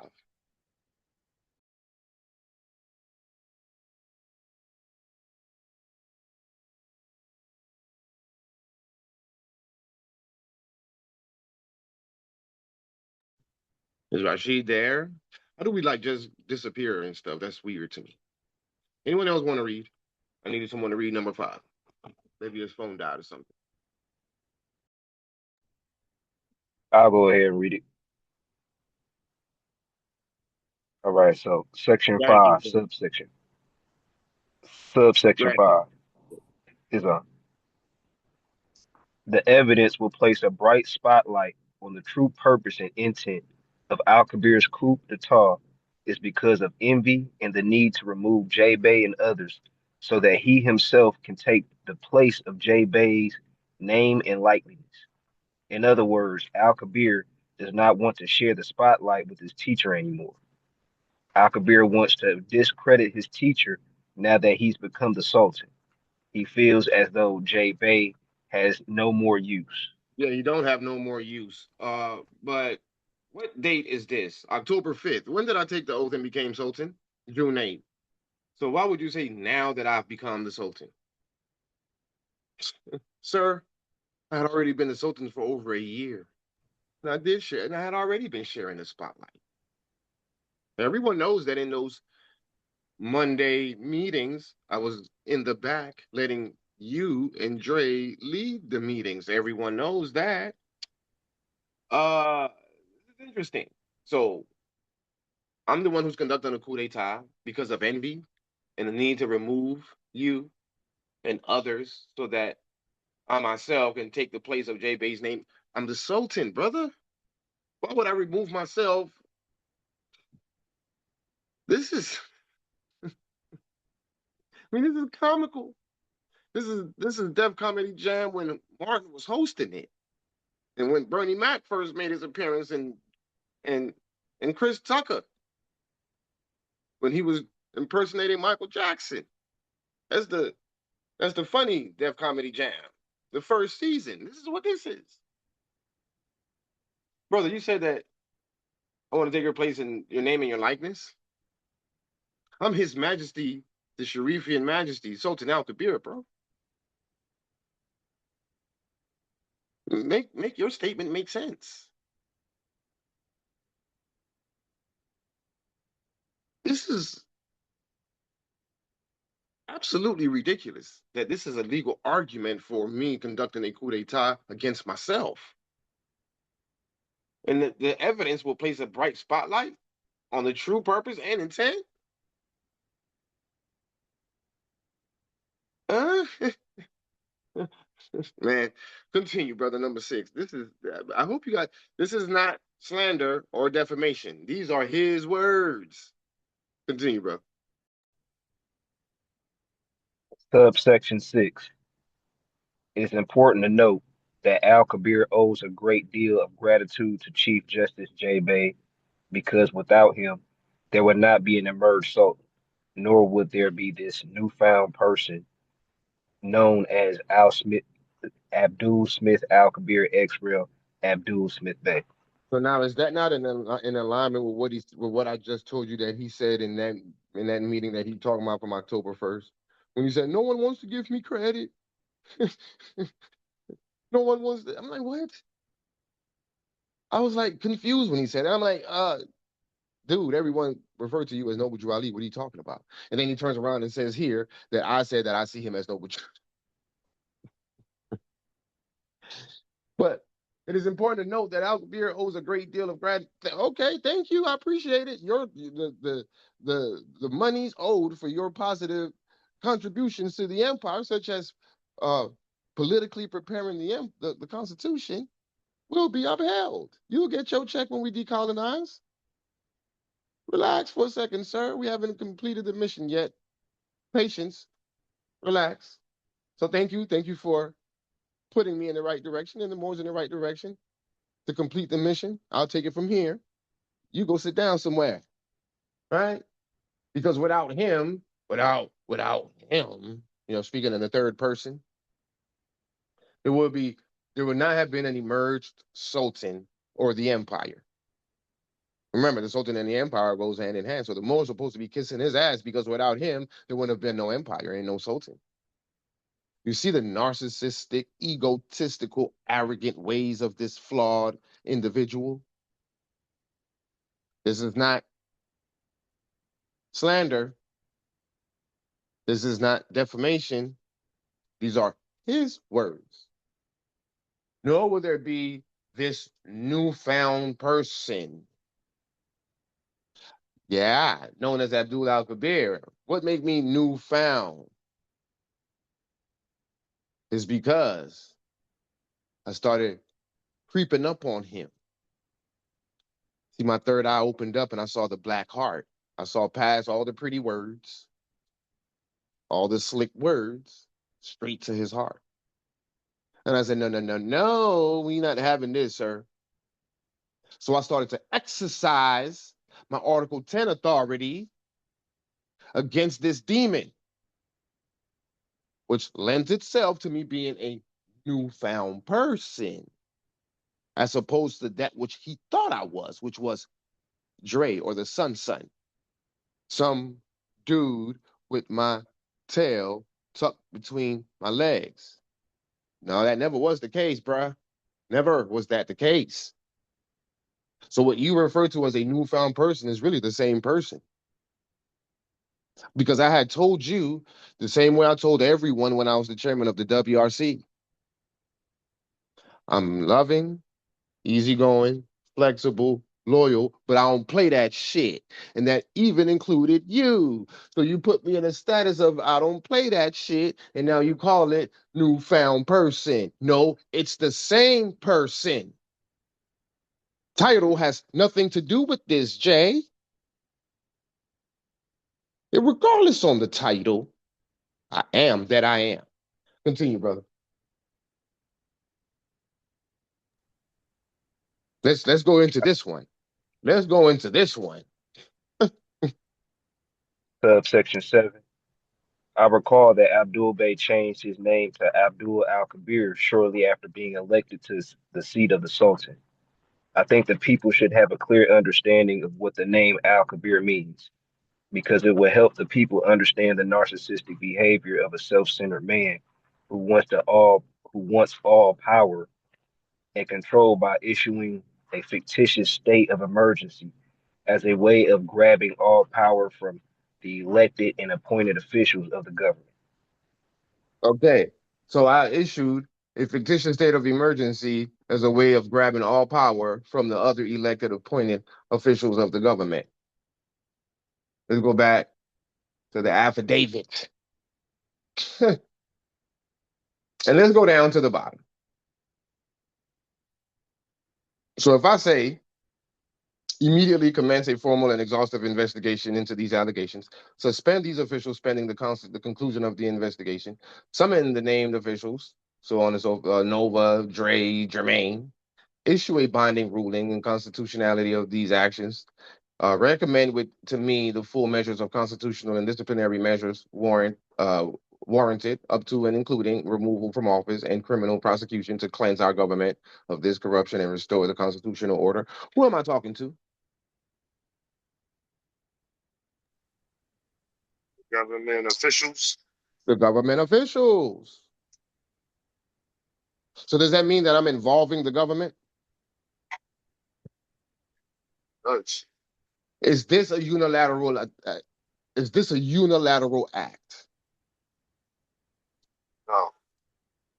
It includes the competent authority of the empire before whom he must stand before. It says here, provide sworn testimony before the council, not before me. So that's upholding the power and authority of all the government officials. I'm putting them to work. I'm saying you guys got a job to do. So let's get to work in dealing with this slithering snake. That's not me trying to retain all the power.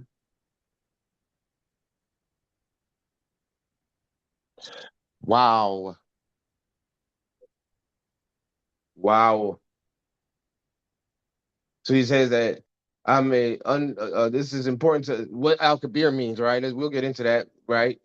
Because I'm sorry to tell you, but that's not unconstitutional, regardless on whatever meaning you want to apply to Al-Kabir or the reasons behind using Al-Kabir.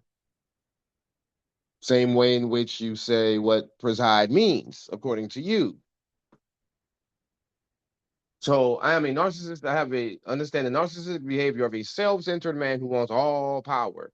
So why Why wait from June 8, 2024 to October 1st, 2025 to show or exercise or want all power? Let's go back to Article 10.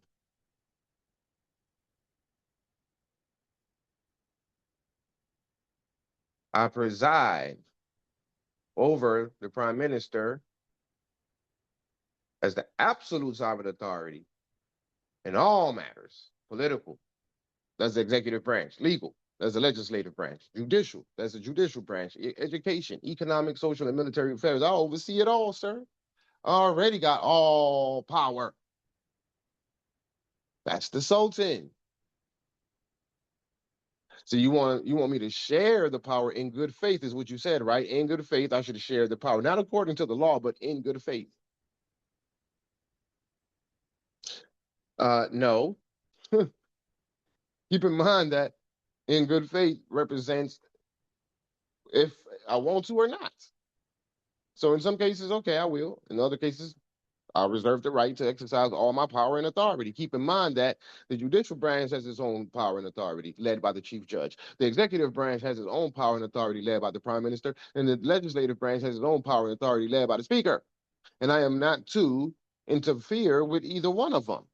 Rather, preside and oversee it to ensure that everything is going in the proper direction as it relates to the will of the people and the maintenance of the peace and security in Morocco and the adherence to the human rights of all all of humanity. So if either branch is going down a dark path of which would violate human rights, as the Sultan that presides over that branch, it is incumbent upon me to step in and put an end to the belligerence. That is called reigning in the order. And I have to have proof of your criminality against whomever or whatever before I can intervene. But as long as everything is running A-OK, then I stay out of the way. That's government 101, Morris. Don't let this fork-tongued demon deceive you with his words of art. Continue, number 8. For the record, the name Al-Kabir means what, Prime?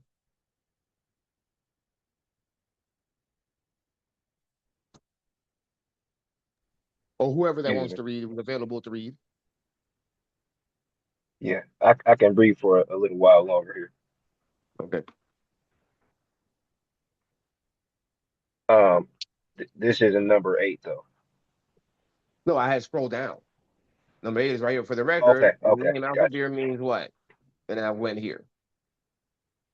The most great, the great, the one who is greater than everything in status. The word Kabir in Arabic is commonly associated with the physical or magnitude. Its application to Allah transcends mere physical attributes.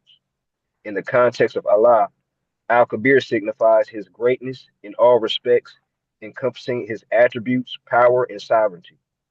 The use of the definite article Al emphasizes that Allah is not just the great, but the greatest, surpassing any human comprehension or comparison. The essence Pause right of there. the Pause right there. Um, According to Morris Science, American Morris Science, from the Morris Science Temple of America, what is Al? Hmm? Deals with the dissension, the descendants of, No. No, I'm saying that's one of our or titles, right, well, one of our appellations. Bay, right, Day, Ali, Al, and Day. So I absolutely. saw, go ahead. No, I was agreeing. I thought you were going somewhere else. Right. So I saw an opportunity to drop the Bay because of the Mamelukes and add Al. Kabir or Al Kabir is actually Al Kabir is one of the 99 attributes of Allah, which means the great. Abdul means servant of the.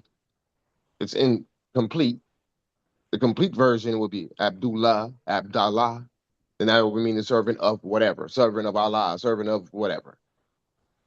But the short version, Abdul, is servant of thee. So I say, wow, okay, so the great Abdul servant, so the great servant of the people. That's where that comes. That's why I say the great servant of the people. That was the idea behind the name Al-Kabir.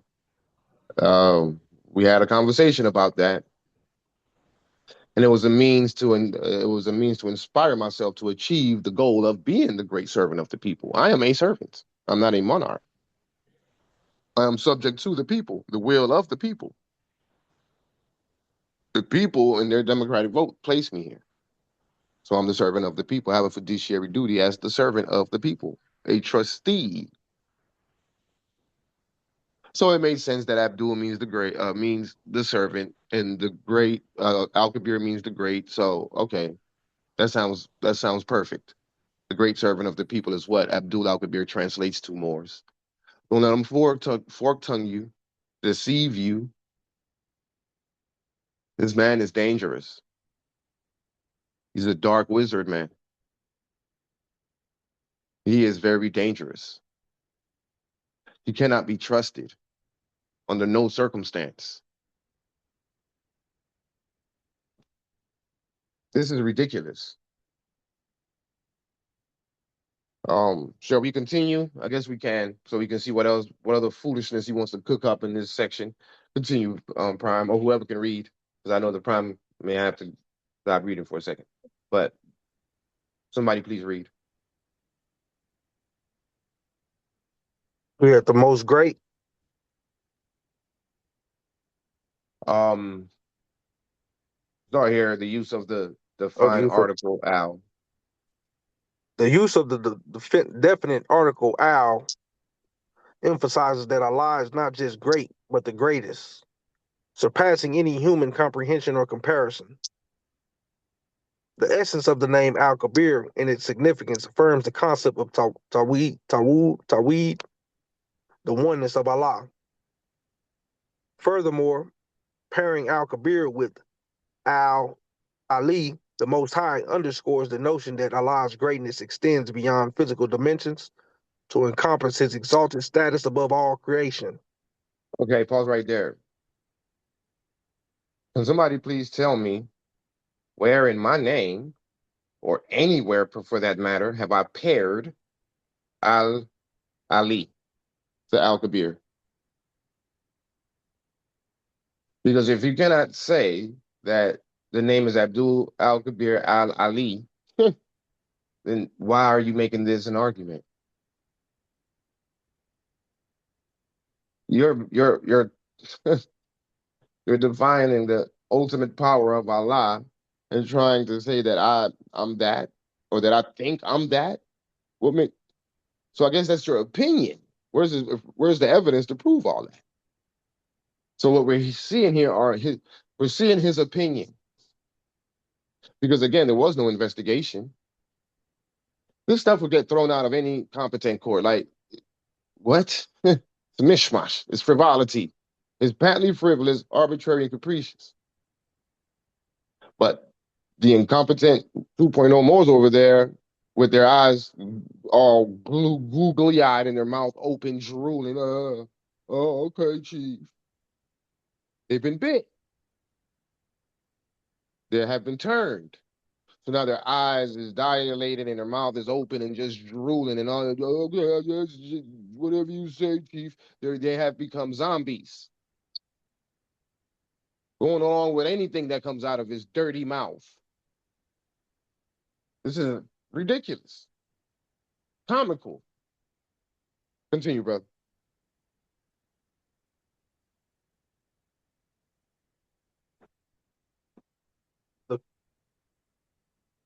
This combination highlights Allah's unparalleled greatness and supremacy, emphasizing his perfection and uniqueness. Understanding Allah as Al-Kabir reminds believers of his incomprehensible greatness and serves as a source of awe, reverence, and humility. It reinforces the belief in Allah's omnipotence and omnipresence, inspiring devotion and submission to his will. Overall, Al-Kabir serves as a powerful reminder of Allah's absolute greatness and perfection, transcending any human limitations or mental constructs. No intercession will be of any benefit with him, except by those granted permission by him. At last, when the dread of Judgment Day is revealed from their hearts, because they are permitted to intercede, they will excitedly ask the angels, "What has your Lord just said?"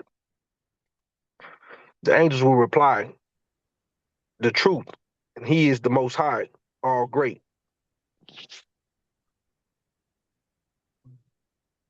Psalm 34:23 reference the most beautiful names of Allah. So now he's None. some Islamic scholar, huh? So we got an Islamic scholar now. So he's a consultant, he's a judge, he's an Islamic scholar. Go ahead, brother. Continue. For the record, it's clear to see that Abdul Smith Bey changed his name to Al-Kabir because he thinks he's become the great Allah, meaning he has become God, and that all women and men come beneath him. These are the facts and not naked allegations. The defendant has become deranged and delusional. So what makes it a fact and not an allegation? Because we need evidence. Right now, all we got is an opinion. So this is your opinions of the fact. But where's the evidence to prove the fact? That's the reason why I took on that name. And even if I did take the name on for that reason, what in the world does that have to do with abuse of powers and the violation of the Constitution? This is tomfoolery. So I think I'm the great Allah. Well, everyone is entitled to their opinion. What we seek here in this court document are facts based on absolute evidence, not mere opinion. You know, if a judge or any legal scholar looks at this document, they would bust out laughing. This document is goofy. Goof Troop. This is a Goof Troop cartoon. This legal argument, this motive is absolutely goofy, incompetent, stupid, lacks any substance. It's embarrassing. This is who I took on as my mentor. You know how embarrassed I am to say that publicly? But Allah don't make mistakes. The same great God Allah we talking about right here, for which he became a scholar all of a sudden, she don't make mistakes. Nothing happens before its time. Everything happens for a reason. This is a divine and national movement. And Allah got rid of the demon known as J. Jermaine Bey. And I was just merely a puppet in this political match of good and evil. Continue, brother. As such, the defendant has convinced himself that he is above the Constitution and due process of procedure by pretending that he is abiding by the rule of law. The Constitution does not recognize a monarch or high priest. Article 1, Clause 2 of the Constitution clearly states that we are a secular republic. The defendant disregarded the Constitution and bestowed onto himself the name Al-Kabir, the great Allah. 11. We, the Moroccan people, reject any notion that the defendant is our God. Speak for yourself. Ain't no we the Moroccan people. It's you, the seditious Moroccan rogue Moors. Speak for yourself. Nowhere on the record can you prove that I think that I'm some great Allah. My energy, my attitude, the way I deal with people, the way I have dealt with the Moors since day one, you can even make that argument. It's not even consistent with my personality. Moors, do you guys recall me not even wanting you all to call me Sultan when I finally was elected after the elections? How many times did I tell y'all not to call me Sultan? Why? Hell, I used to say that when I was a chairman, man. Don't call me chairman, just Abdul, man. Don't call me Wazir, just call me Abdul. It's all good. That's why Brother Polaris addressed me as the Abdul, the homie from around the way. because he recalls that. I've always been that way. I also used to tell the Moors all the time to study and be erudite in your constitution, because only in that way can you keep your government officials honest. Don't make the same mistake like the United States citizens have, in which they have forgotten about the Constitution, and that allowed the corruption to run rampant. Does anyone recall me talking like that? Yes. Because that being the case, I just shot myself in the foot if I'm seeking to be some daggone monarch. It's not in alignment or consistent with my personality. These are empty opinions. It has nothing to do with the Constitution. So number 11, he can shove that up his behind. Ain't no we the Moroccan people. Speak for yourself, sir. Go ahead, brother. Number 12. Noting further, the High Court will begin to see a pattern of behavior concerning the defendant's inability to keep a promise due to his constant reneging on verbal and written agreements. We, the people, will prove that the defendant's words and expressions are untrustworthy. The evidence will prove that Al-Kabir is a habitual liar and only seeks to deceive by manipulation and hostile takeover. His first main objective was to remove J-Bay's name and likeness. Defendant's malice behavior is caused by jealousy and envy, and not because J-Bay is involved with the upliftment of our three branches of government. Or he's involved with the upliftment of our three branches of government. No, the speaker is involved with the upliftment of the legislative branch. The prime minister is involved with the upliftment of the executive branch, and you would have been involved with the upliftment of the judicial branch, and I'm involved with overseeing that all three branches are uplifted. Sir, for the record, um, yeah. Okay, so-called empty promises and agreements that hasn't whatever, all that stuff. My record, my resume is unmatched. No one can match to mine, except for Jay. No one else can compare to my resume. But a time did come when I was saying enough is enough. I'm not interested in what you got cooking here no more, Jay. We need to go in a different direction. The government is not speaking on behalf of the empire, on behalf of the state. So I will raise the question of Morocco based on diplomatic relations. And I started writing press releases, letters to Burkina Faso, letters to the BRICS, letters to the EU, etc. In the moment in which he wanted me to do what he wanted me to do as my consultant, disguised as a boss, not interested. I got other fish to fry. You got to speak for the state. So that's what he is referring to, while fork tonguing the entire meaning and concept and context behind the entire dispute. Uh, let's go ahead, continue. I'll let you read through 13 and 14, and let's go into abuse of emergency powers. Go ahead, brother. Do not be fooled by the defendant's deceptive spin and attempts to place J-Bay as performing unconstitutional acts.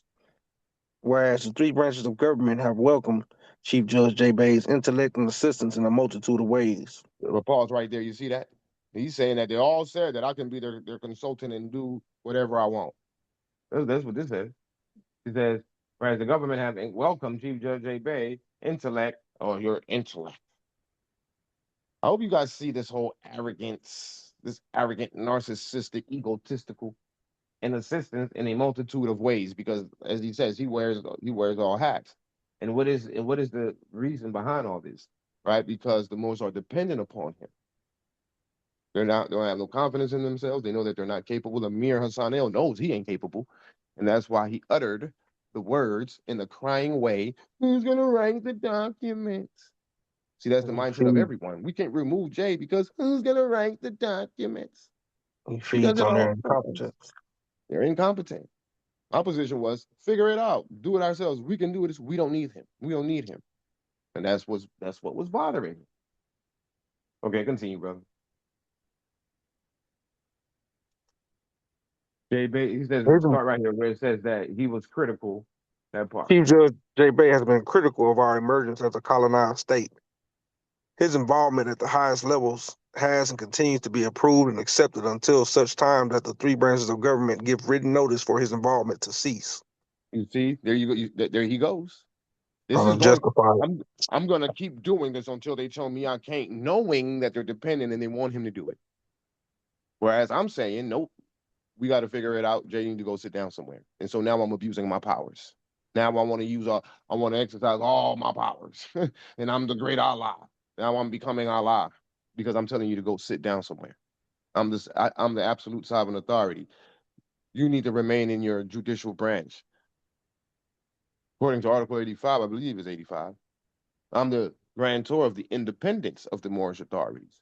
So if you're crossing jurisdiction, crossing branches, then I'm allowing said violation, which means then I'm allowing the constitutional order to be broken, which means that makes me complicit. And I said, no, not never, no more. We're done with this. We're done with this. This is not right. This cannot continue. And because of my stance in the matter, that's when I became a newfound person, you see? Because now I'm saying, okay, enough is enough. Because I was with it. I co-signed on it.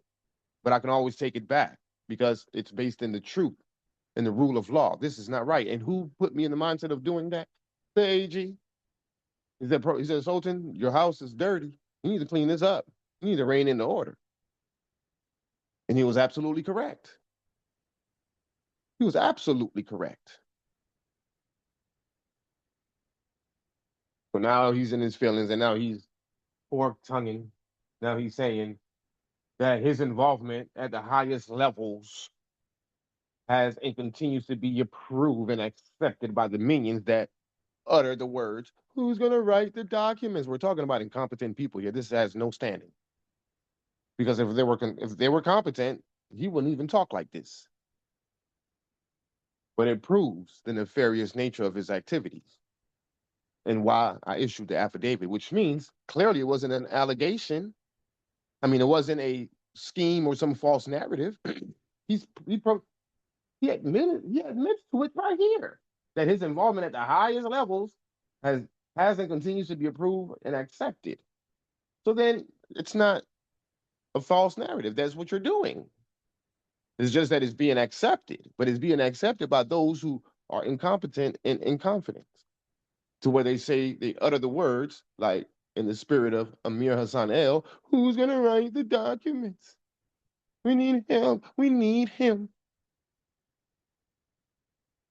Well, I got nothing to do with that. I demand competency. I can write the documents. I'm absolutely competent. All of us can be. Practice, study, and do it. It's in your DNA. You are the original governors. How do you unlock that knowledge from within?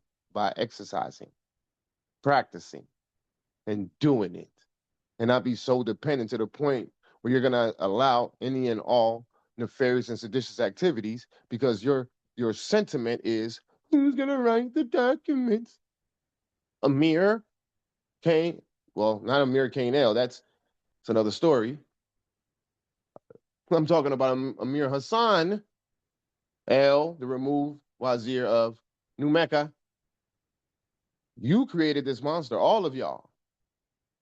Your incompetence and unwillingness to become competent, being so dependent on this one nefarious vampire, and that caused your political demise. Because I'm not the one. I told y'all this day one. I am not the one to be played with.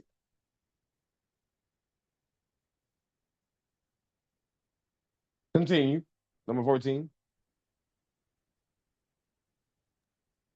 However, Chief's vital interaction has caused the defendant to hate on the many talents and skill sets that the chief brings to the table.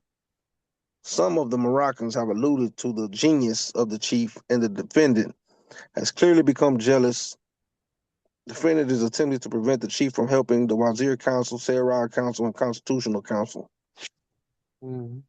So I'm jealous and I hate, and I'm trying to stop him from helping.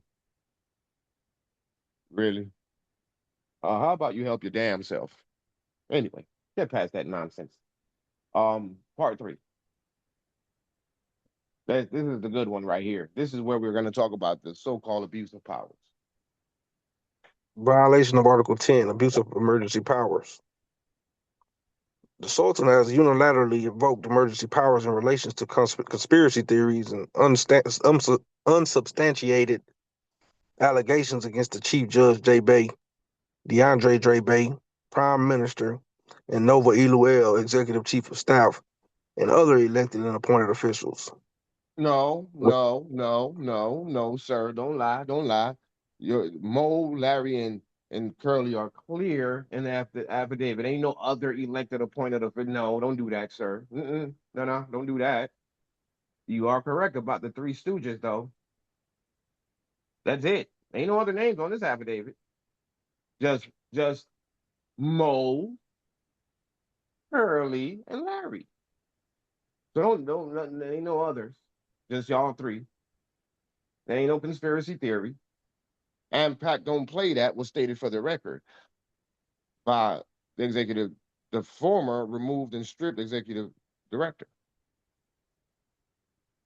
All the allegations subject to investigations, it's all contained therein. That's why October 1st, 2025 is Groundhog Day, because what you're supposed to do, sir, is go before the council or whatever administrative authority and make this silly argument. Not have it appear in some court document as a motive. No, no, no. That would have been your defense. Y'all hear what I'm saying? This would have been your defense. Oh, it's a conspiracy. It's not so. But that would be based on an investigation. I didn't rush the removal like you tried. I said, no, let's have an investigation. The consul general at the time, Kanye Shobe, said, we'll shut everything down for 14 days. That's more than enough time for them to gather their evidence for me to conduct my investigation, and then we'll see them at the court.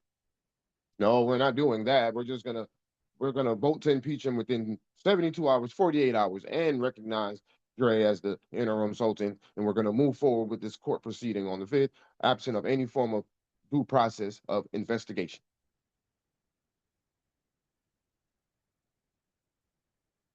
Lord have mercy. I can't make this up.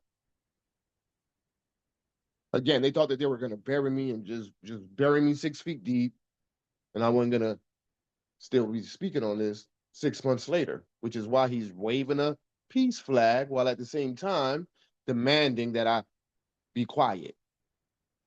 No, no, I don't need the peace flag. You can go forward with your deposing of me, utilizing your slave master's judicial system, ICE. Because even if you are successful with it, I'll say it again. The capital address would just move to Panama as the capital seat of the empire, recognizing that Panama, that territory known as Panama, is in Morocco. And they have Zoom, they have Wi-Fi, they have everything I need to still be present and assist in the upliftment of fallen humanity through the empire as the Sultan of the empire, sir. So good luck with that. Your best bet is to have your feds buddies kidnap me and throw me over the river with cement shoes on, disappear me. So if I end up disappeared, then you all know who's the evil culprit. That would be J. Jermaine Bay, ex-rel Jermaine Diaz Spencer, also known as Toby. Go ahead, brother, continue.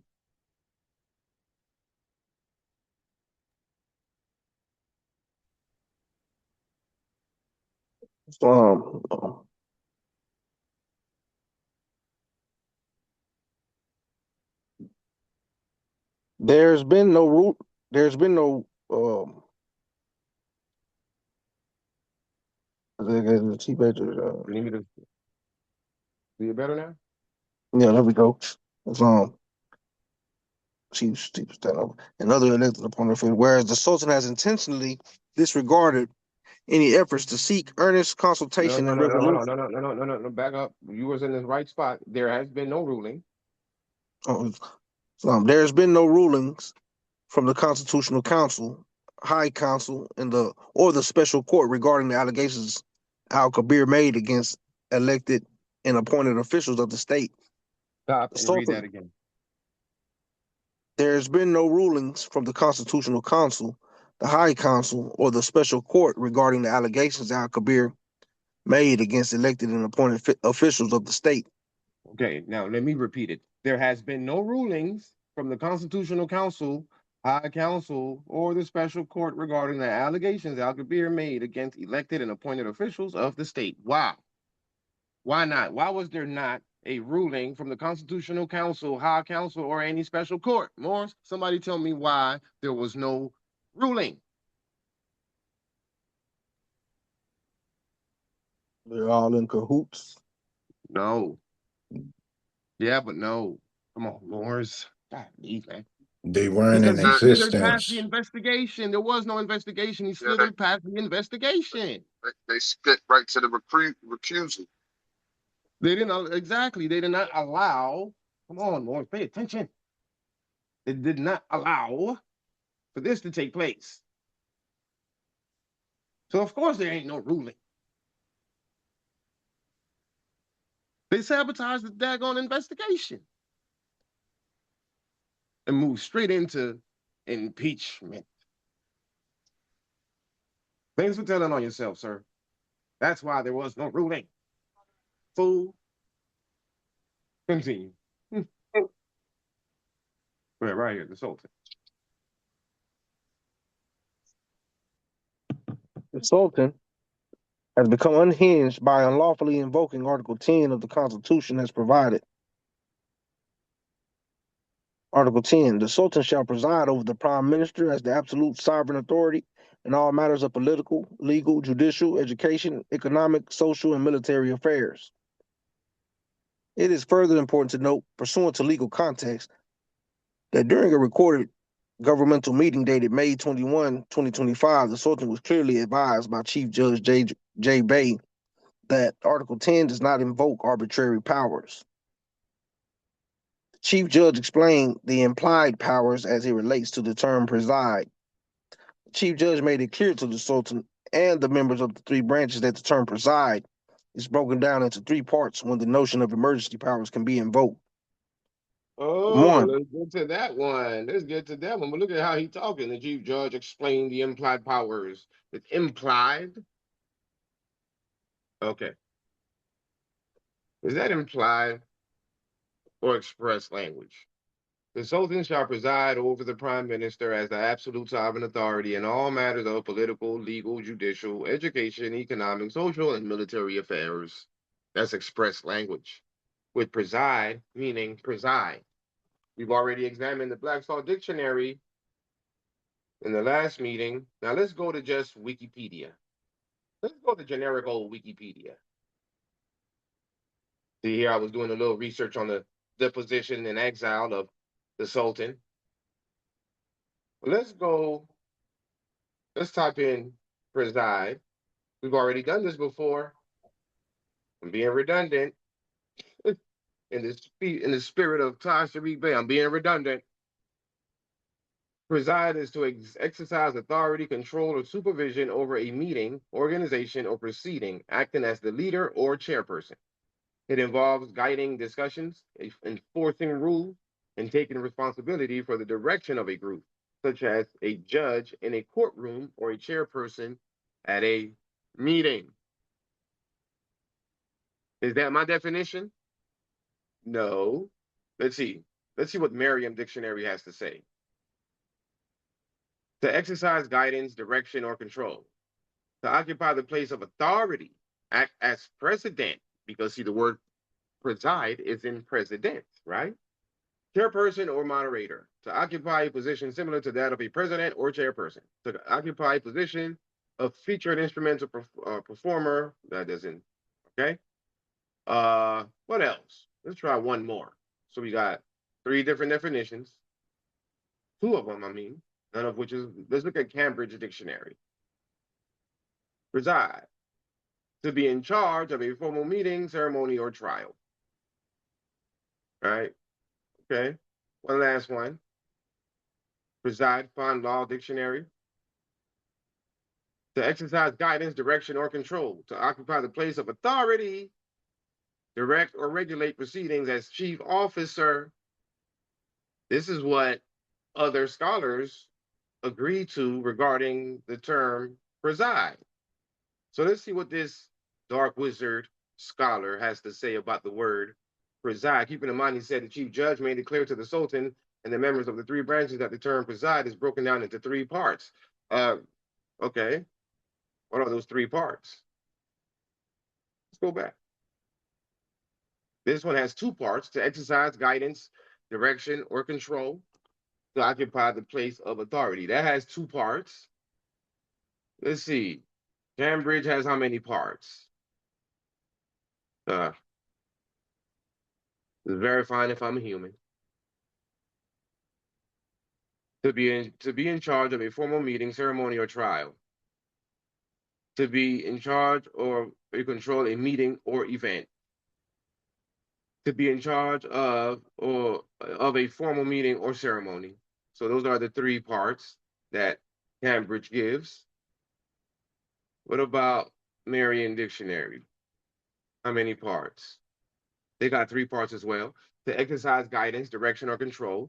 To occupy the place of authority. To occupy a position featured instrumental performer. That has nothing to do with that. Well, I mean, it does, because like the maestro in a symphony, he preside over the orchestra. Oh, so he's standing there with the stick and he's moving, waving his hands with the stick, and the orchestra is conducting the orchestra, the music or whatever. He's presiding over the orchestra. So, okay, so we saw official definitions. Let's look at nefarious definitions, shall we? Go ahead, brother. What does 1 say?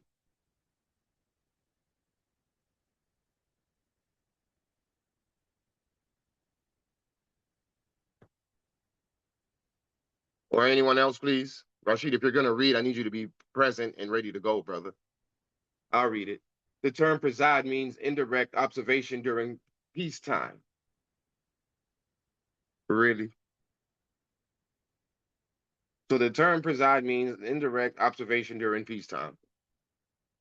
2, the term preside means only for the Sultan to assist the prime minister directly when petitioned for mediation peace purposes.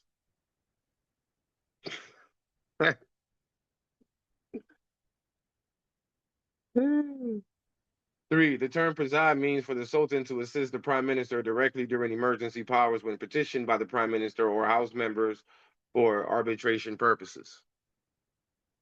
I'm just a fly on the wall until I'm petitioned. And it has to be emergency powers. Other than that, I don't preside. I don't know what else I do, according to his definition. Yet Article 10 is specific. Indirect observation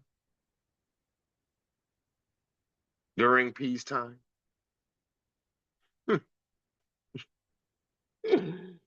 Are you guys hearing this nonsense, this tomfoolery? It means only for the Sultan to assist the prime minister directly when petitioned for mediation peace purposes. That's it, no other time. The term preside means that for the Sultan to assist the prime minister directly during emergency powers when petitioned by the prime minister or House members for arbitration purposes. Good luck with that, Kendon. That's what preside means for you, sir. Did you see what you did to yourself? You probably don't even know, because you're ignorant. You don't know no better. You know how to weigh that coke, though. That's your skill set. You know how to sell that drug to your people, though. That's your skill set. 17, moreover, the chief judge made the above-mentioned 3 points of interest clear during a recorded constitutional council meeting on May 21st, and the Sultan acknowledged and accepted the interpretation. He even apologized to the Wazir Council and the Prime Minister for his overreach involving past disagreements. Yet, 4 months later, on or around October 1, 2025, the Sultan still insisted that he had emergency powers unilaterally, and thus proceeded to take siege of the government by a coup. That's true. I did apologize to the Wazir Council, right? I did accept the interpretation. These three in that moment. I didn't have my dictionary out. However, it's important to note that in that moment, it was clear that I was surrounded. Now, let me break down the apology. He said that I apologize. Now, he had told me from the beginning that I cannot and I should not cannibalize the prime minister, and I agree. I agree with it then. I agree with it now. Right. However, the problem arose when I started to realize that Dre, son, that's why I call him son, was Jay's son. In other words, everything went through Jay. So something happened where I called for the vice prime Akil to start a new group text because we had a group text amongst it was a seditious group text. I pointed it out in the affidavit, in which it was the executive branch, the Wazirs, with him as the chief judge, and Monica as the executive chief of staff. I called for that meeting or for that uh, uh, chat to omit Jay and Monica, whereas it should only be for the Wazirs. In doing so, son, Dre, started questioning me. Well, why not Dre? Where's Jay? Why not Jay? Why not Nova? And certain words that he was using that were Jay Bay words. Immediately after the first text message from Son, I get a text message from Toby, right, in which he just basically made that it was an emoji when you asking a question, the emoji where the emoji has its finger on its mouth, like, that's how that emoji. You texted, well, you know about what's going on. In order for you to even text me to say, because Son communicated that to him. So, in me cannibalizing Dre was not directly to Dre per se, or the office, I should say. It's not the office that I was cannibalizing. What it is that I recognize that dealing with Son is dealing with Jay. So I'm trying to get rid of Jay.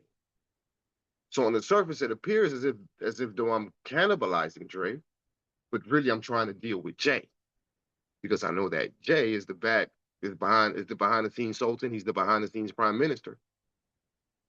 And as I said, Dre is Son, tail tucked between his legs. Whatever Jay says do, he if he say jump, he says how high. By that point, it was proven.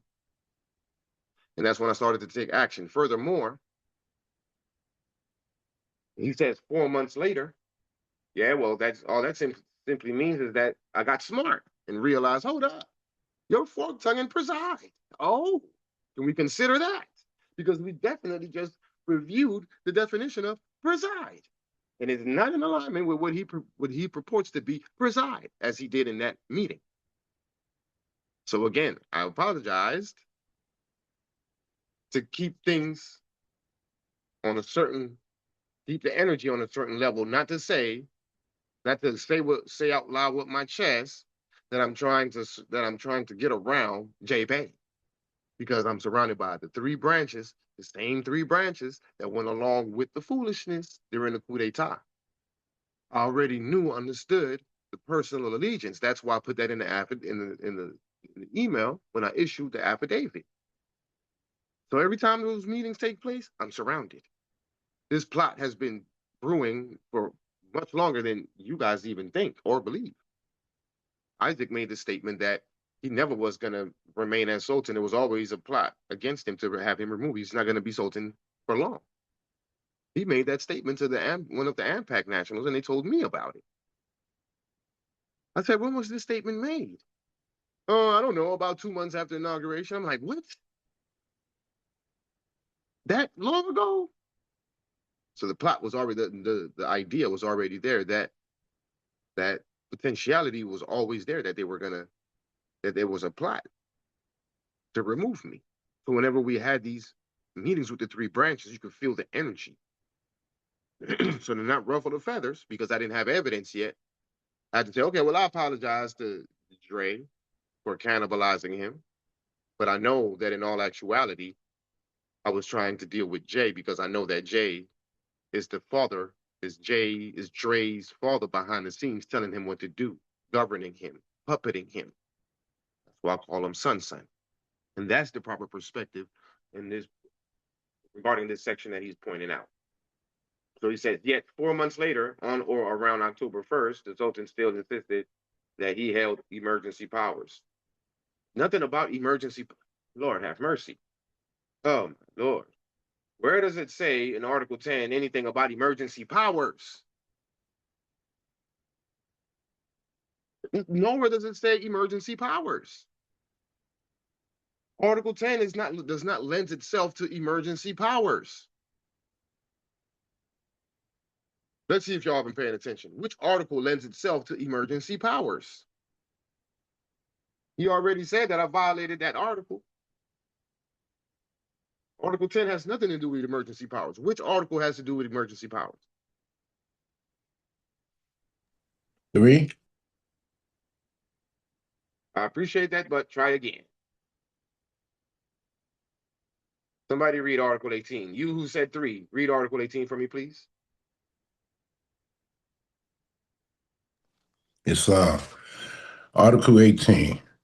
Where the institutions of the government, the independence of the empire, the integrity of its territory, or the fulfillment of its international commitments are under serious and immediate threat, and where the proper functioning of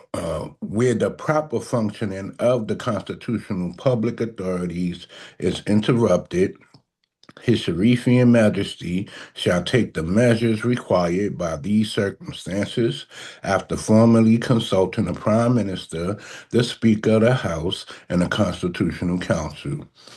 Section 2. He shall address No, the no, that's Empire it. of That's it, Morocco. brother. That's it, brother. I appreciate that. That's the emergency powers, Article 18, Section 1. And really all of Article 18, but let's stick with Article 18, Section 1. Let's go to Article 5. It's Article 18, not Article 10. Read Article 5. 30 days after the exercise of such emergency powers, the matter may be referred to the Constitutional Council by the Prime Minister, the President of the National Committee, and the members of the House to decide if the conditions laid down in Section 1 of this article still applies. The Constitutional Council shall make its decision publicly as soon as possible. It shall, as of right, carry out such an examination and shall make its decision in the same manner after 60 days of the exercise of emergency powers or at any moment thereafter. Thank you, good brother. That's the emergency powers. It's Article 18, not Article 10. This is where you see the term, oops. This is where you see the term emergency powers. Emergency powers. You don't see that in Article 10. And who has the authority to invoke Article 18? It's highlighted. His Sharifian Majesty. Period. So if we come back to his words, what is he talking about? About emergency powers regarding Article 10. This is ridiculous. Article 10 is specific. The Sultan shall preside over the Prime Minister as absolute sovereign authority in all matters of political, legal, judicial, education, economic, social, and military affairs, whether it's be an emergency, whether it's time of peace, under all circumstances, Article 10 reigns supreme, and preside means preside. Period. Now, what happened? The Constitutional Council, the Prime Minister, we don't have the President of the National Committee. A lot of these offices are in, or should I say, institutions, free institutions, haven't yet been established. So, as an example, the Constitutional Council, in place of it, would have been the judges. They would take the place as they're the placeholders of the Constitutional Council. What problem did I have? The entire government was involved in the coup attempt. So a lot of these things cannot be exercised. It was a full restructure because all of them chose the dark side, which is why I called for a state of emergency. The government is an emergency. All three branches are complicit in a seditious plot against the head of state and the empire. That was the reason for the emergency powers, for the state of emergency. And it had to be completed within 30 days. Okay? Moving on, so we can get done with this, so we can get to another point here. Perhaps we'll pick up here, pick up where let me see. There's a part where he talks about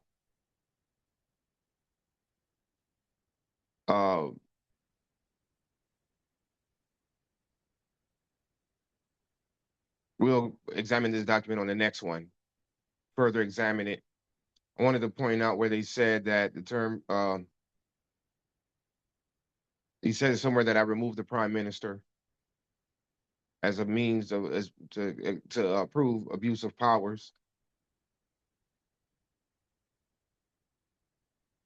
Let's read 18. The Wazir Council strongly disagrees with the Sultan because both the Wazir Council and the Sarah Council fully agree that there was no emergency scenario of any kind on or before October 1st, 2025. We affirm that the Sultan gave a false statement. Moreover, the so-called declaration of emergency powers under Article 10 of the Constitution are not recognized as lawful. Says who? Solemnly, both the executive and legislative branch agree with the interpretation of the chief judge. You see this? They don't agree with me. They agree with the judge. The interpretation of the judge regarding the implied soft and hard powers implied. Soft and hard powers of the term preside. You see how he's making them complicit? He's making them complicit. He's telling the whole world that they agree with his nonsense. Implied soft and hard powers of the term preside. He said that he implicated all of them by saying that both the executive and legislative branch agree with the interpretation of the chief judge regarding the implied soft and hard powers of the term preside in Article 10. So you see Moores, rogue Moores of AMPAC, he just threw all y'all under the bus in one swift statement. As such, Article 10 shall be amended to express clear language. It's how much more clear can it get? Okay. Nevertheless, the Sultan Al-Kabir's malfeasance and high crimes must result in severe consequences of impeachment. And everyone said, okay. No one said, but what about an investigation? No one said, but preside don't mean that. Everyone said, okay. That's why it was a state of emergency. On October 4th. State of emergency address by the Sultan Abdul Al-Kabir to the people of the Empire of Morocco. My beloved Moroccan people, my loyal nation. I come before you tonight, not from the comfort of a throne, but from the front lines of a silent war being waged against our beloved empire. A war not from a foreign enemy at our gates, but a cancer of betrayal from within the highest chambers of your own government. In my time as your Sultan, I have placed my faith in men and women I believed were pillars of our nation. I appointed them, I trusted them, and I relied on their strength and their loyalty. Today, that faith has been completely shattered. It is with profound regret that I must inform you that a conspiracy has been uncovered at the highest levels of your government. The Prime Minister, the Chief Judge, and my own executive chief of staff have engaged in a secret plot, collusion, and betraying the sovereignty of the empire and the capacity of a shadow government identified as AMPAC 2.0. This is when I first identified them and labeled them, branded them as AMPAC 2.0, which is in alignment with a second coup attempt, except this time it failed, and it failed miserably. But my disappointment extends beyond this inner circle. I'm deeply disappointed in the wazirs, the governors of our internal states, who are witnessing this corruption and chose silence, or worse, complicity. You were chosen to be stewards of your people, yet you failed to stand for them when it mattered most. You should be ashamed of yourselves, and you will have to answer up to this complicity in the very near future. And this is not a threat, wazirs. At my in my heart of heart, in my heart, and my heart is heaviest regarding the Speaker of the House.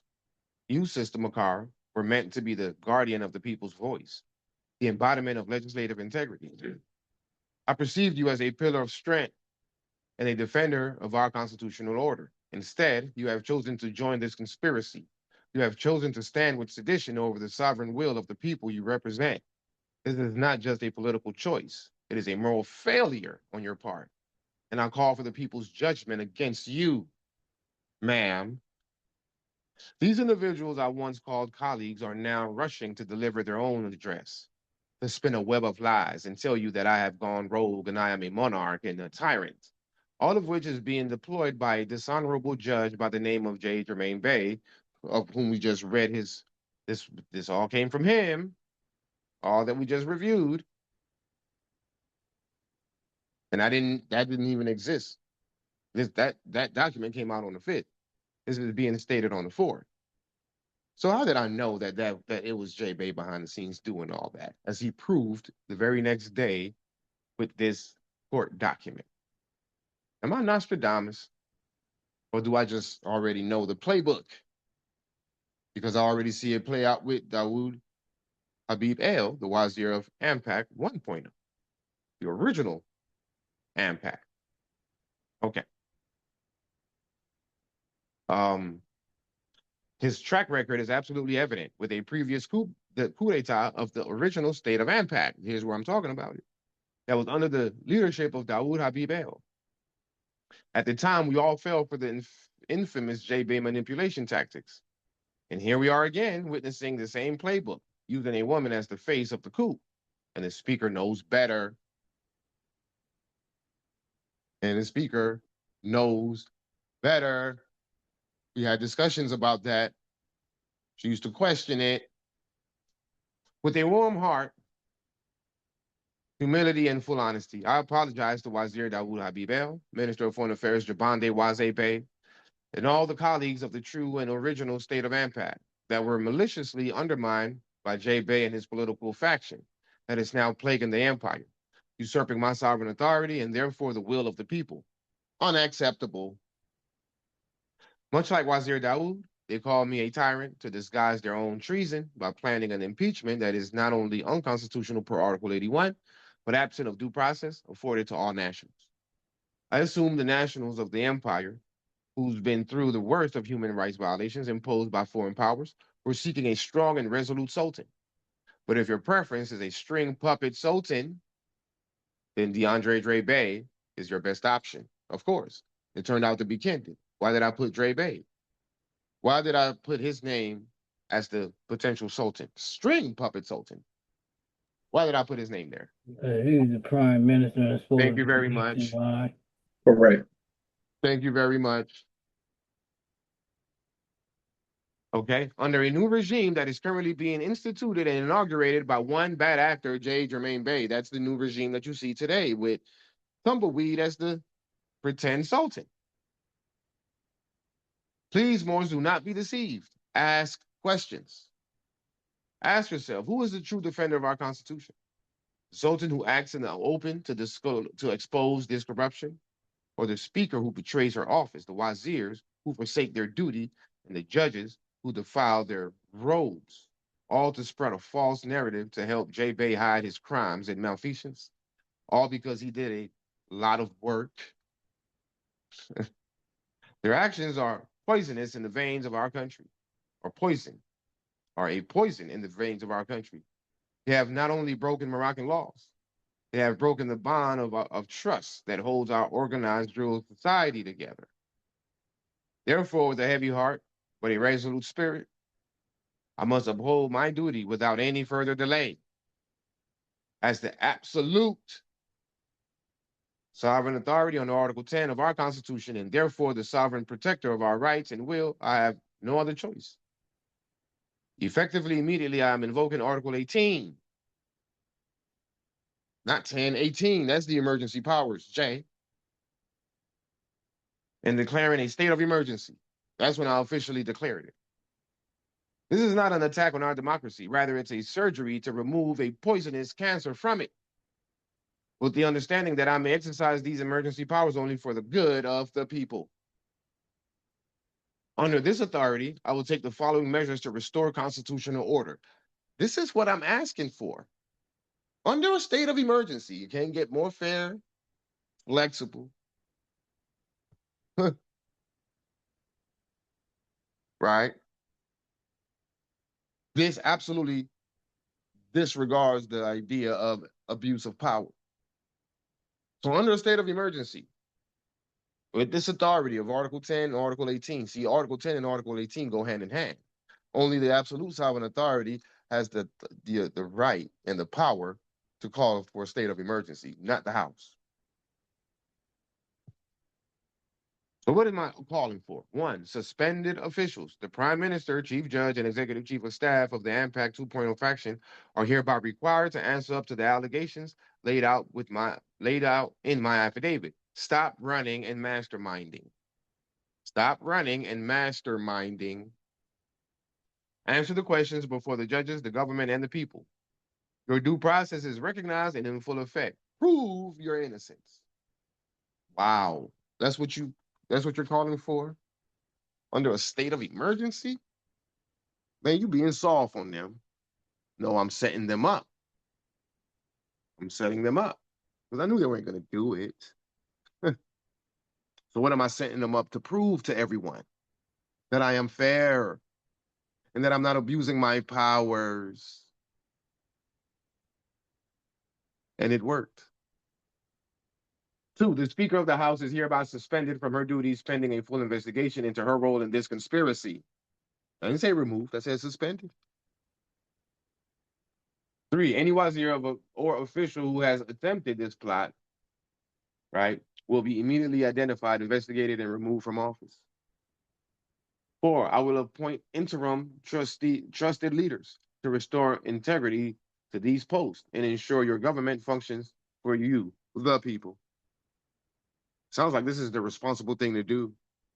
It sounds like everything I did here was well within my power and authority and my rights, and it was in the spirit of responsibility and upholding an obligation, not abuse of powers. The reason why the Constitutional Council or any institution did not have a ruling based on the allegations set forth in the affidavit, as he pointed out, is because y'all sabotaged the investigation, you incompetent morons. To then turn around and say, well, there were no rulings. Yeah, because you sabotaged the investigation in the first place, fools. Five, effective immediately. All political groups forming shall be recognized and onboarded without any further delay. Why? Because they've been held back. And that's what I'm calling for as a state of emergency. Stand before the Constitutional Council, prove your innocence. Stop running and masterminding, coward. To the empire I love, I plead with you, see this betrayal for what it is. See the lies they are about to tell. My power comes from you and the Constitution. Theirs comes from deceit, manipulation, and trickery. We will navigate this darkness together. We will restore honesty to our government, and we will reaffirm that in the Empire of Morocco, the Constitution is supreme, the people are sovereign, and no one is above the law, not even J-Bay. Ashe.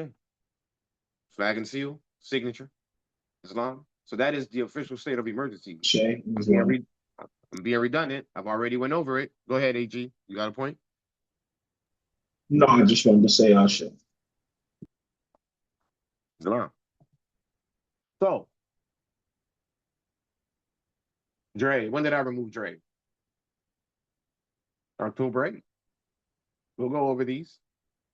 Chad, the Minister of Foreign Affairs. 14th of October. Chad. Who else? This is the the People's Proclamation of Nullification and Rejection of Usurpation. This is for Kendon. But let's go past that. I want to show the House dissolution, 14th of October, is when I dissolved the House for their complicity. We'll go over these documents. All right, not till the 14th. This is the removal of J-Bay. Absolute stripping and nullification. I already did it on the 6th. I came back and did it again on the 14th. Sultan decree of removal and administrative seizure, Kendon, on the 8th.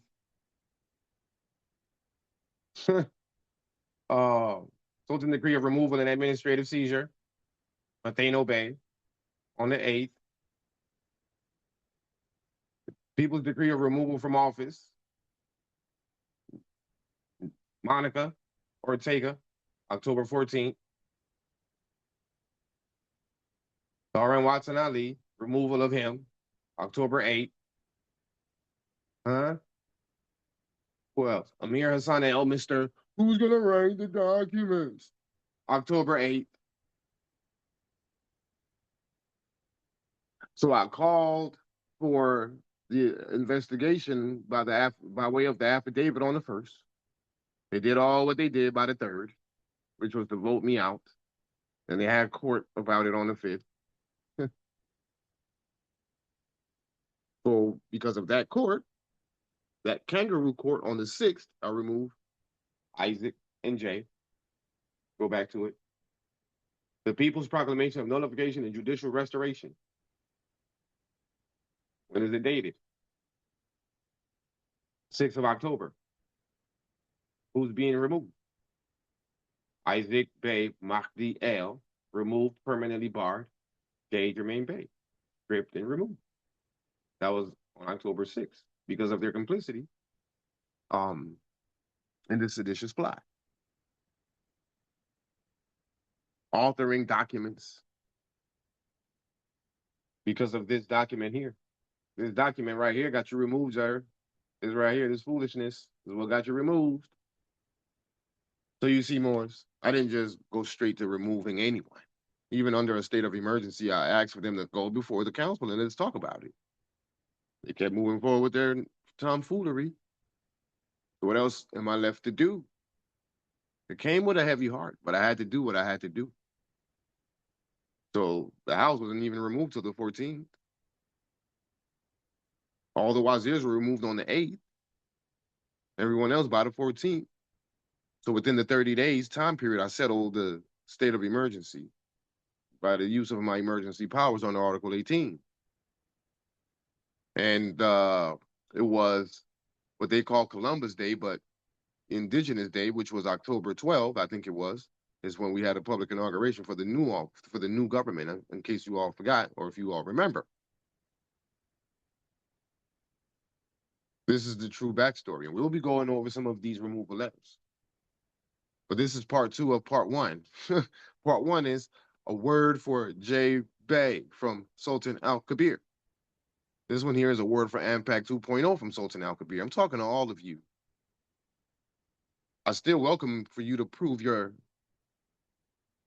case against me of abuse of power, because I'm proving otherwise. So either absolutely unequivocally prove it or go sit down somewhere, because I'm never going to stop. What y'all need to do is stand before the empire and apologize for your criminality against me and the empire. I'm never going to stop. I have all the proof of your nefarious. The proof is in your own document. This is not what preside means, period. The proof is in your own documents. The proof is in your own study sessions. And the proof is now in your subsequent actions in which now you seek to invoke the authority of the foreign U.S. tribunals against Moroccan nationals, dealing with a Moroccan dispute within Moroccan jurisdiction. You just double, triple, and quadruple down on your criminality, your nefarious activity, your seditious, treasonous ways. And the empire doesn't have a place for Moors like you. Noble Drew Ali said, don't call him the N-word. Call him a dirty Moor. So Jermaine Diaz Spencer, you have been identified henceforth as a dirty Moor, without a doubt or contradiction based on your own words, deeds, and actions, which means this is not slander. This is not defamation. This is indeed exactly who you are. A dirty Moor in a black fez. Any other questions, comments, or concerns before we close out?